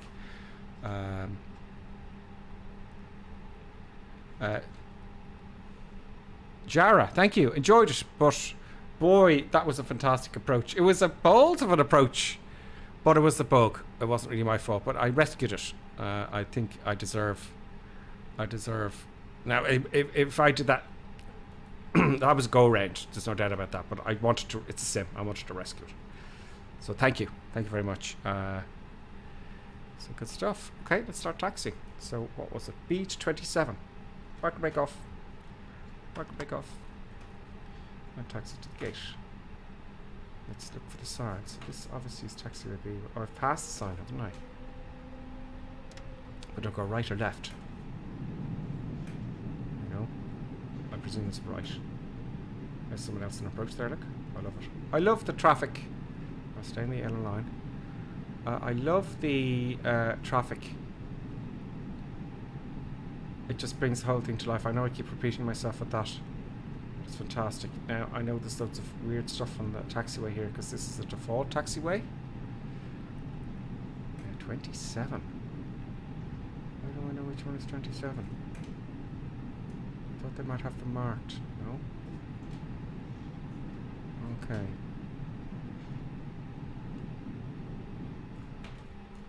Yeah, I need to start purchasing some airports, folks.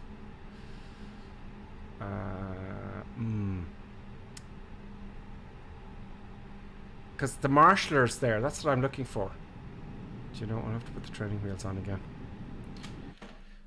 What a bummer. That's just one of those things you need to get the right airports, don't you? Wayne, greetings. I accepted your request.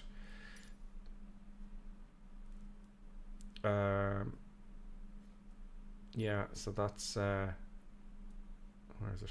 I can't see any indications of gate numbers. So the training wheels are coming on. No indications on the ground whatsoever. So okay, that's no big deal. Just gotta pay for some airports. Smurf, thank you. Job well done. Thank you very much. Danny Boy says thanks, GripperSim and all. Great stream, and I learned a lot tonight. Oh, great, Danny Boy. I'm delighted you did. I'm delighted to be more like you on the stream. That's brilliant. Now, there we go. There's a nice little box for GripperSim, but I can't. I'll look back at this one day, guys, and I'm going to go, oh, God, look, I had to use the taxi ribbons. I hope. That'd be a good thing. You know. Taxi ribbon. Training wheels. Oh, God. There we go. And is there a marshaller there? Is there any sort of, no, there's no indications. Yeah, I think it's time now for me to start purchasing. Oh, wow. To start purchasing some airports with all the right markings. So I don't necessarily have to use the ribbons as much. You know, so that was delightful. And we'll have a quick look at the airport before we go. Just for a quick look here. Have I landed in the right place?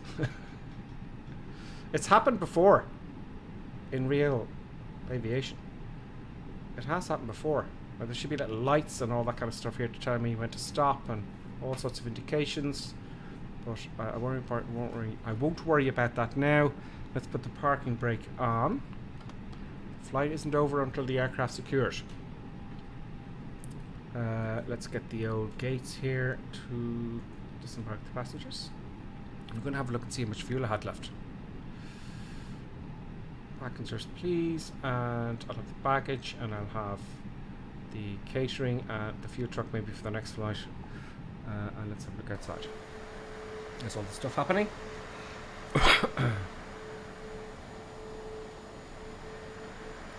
Very nice. I see nameplates. Let's have a look. Great, you see nameplates. Excellent. Let's see. I see Raptor X. I see Rolf Flop. I've been talking too much with a dry mouth, dry throat.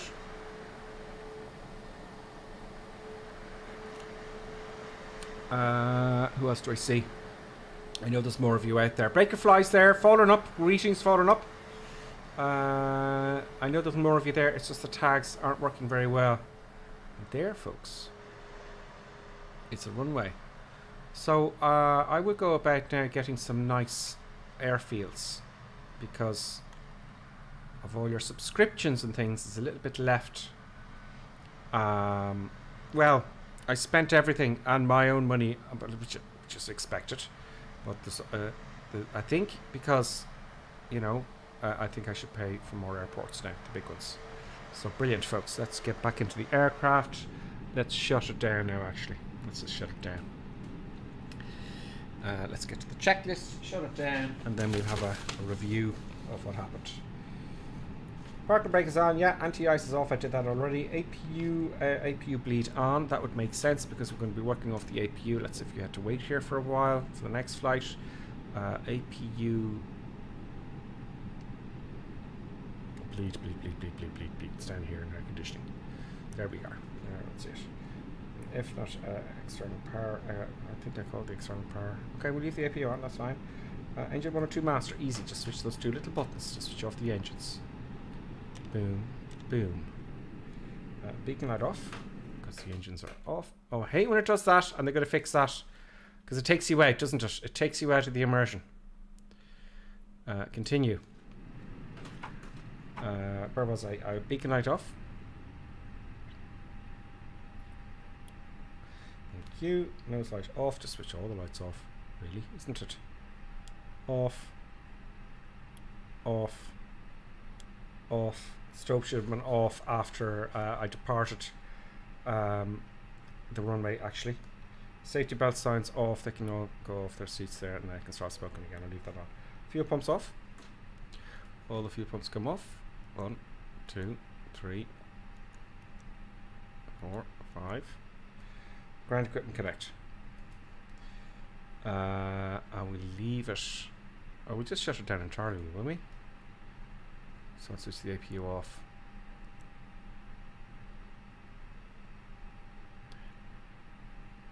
And the APU bleed off. So that should shut down now in a second.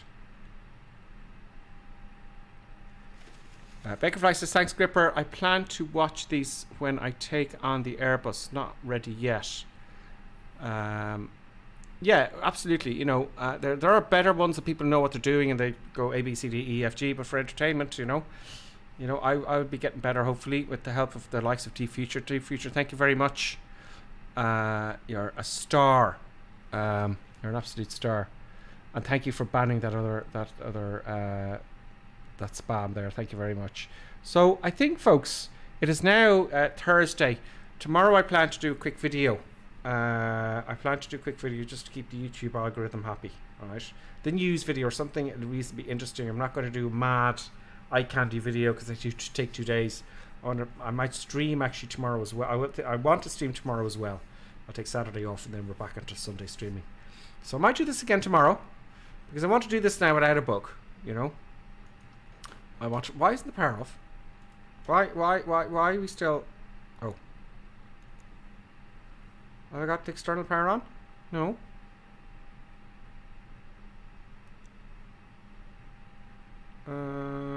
Isn't everything off? Isn't everything not off? No? Anyway, doesn't matter. I'll read about that later. We're on the ground. Passengers are off.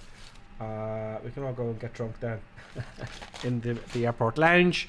And I'd like to thank you all very much for enjoying this adventure. Thank you all for your subscriptions and subscribing and all that kind of stuff, folks. I will be looking forward to tomorrow. I plan to come on tomorrow around about the same time for Friday night. There we go. I thought it would take a while to switch off. I don't know why, because it did that before. So, folks, I will play the outro, and I will thank you very much, and I'll see you around about the same time after work tomorrow. And have a great weekend, by the way. See you soon.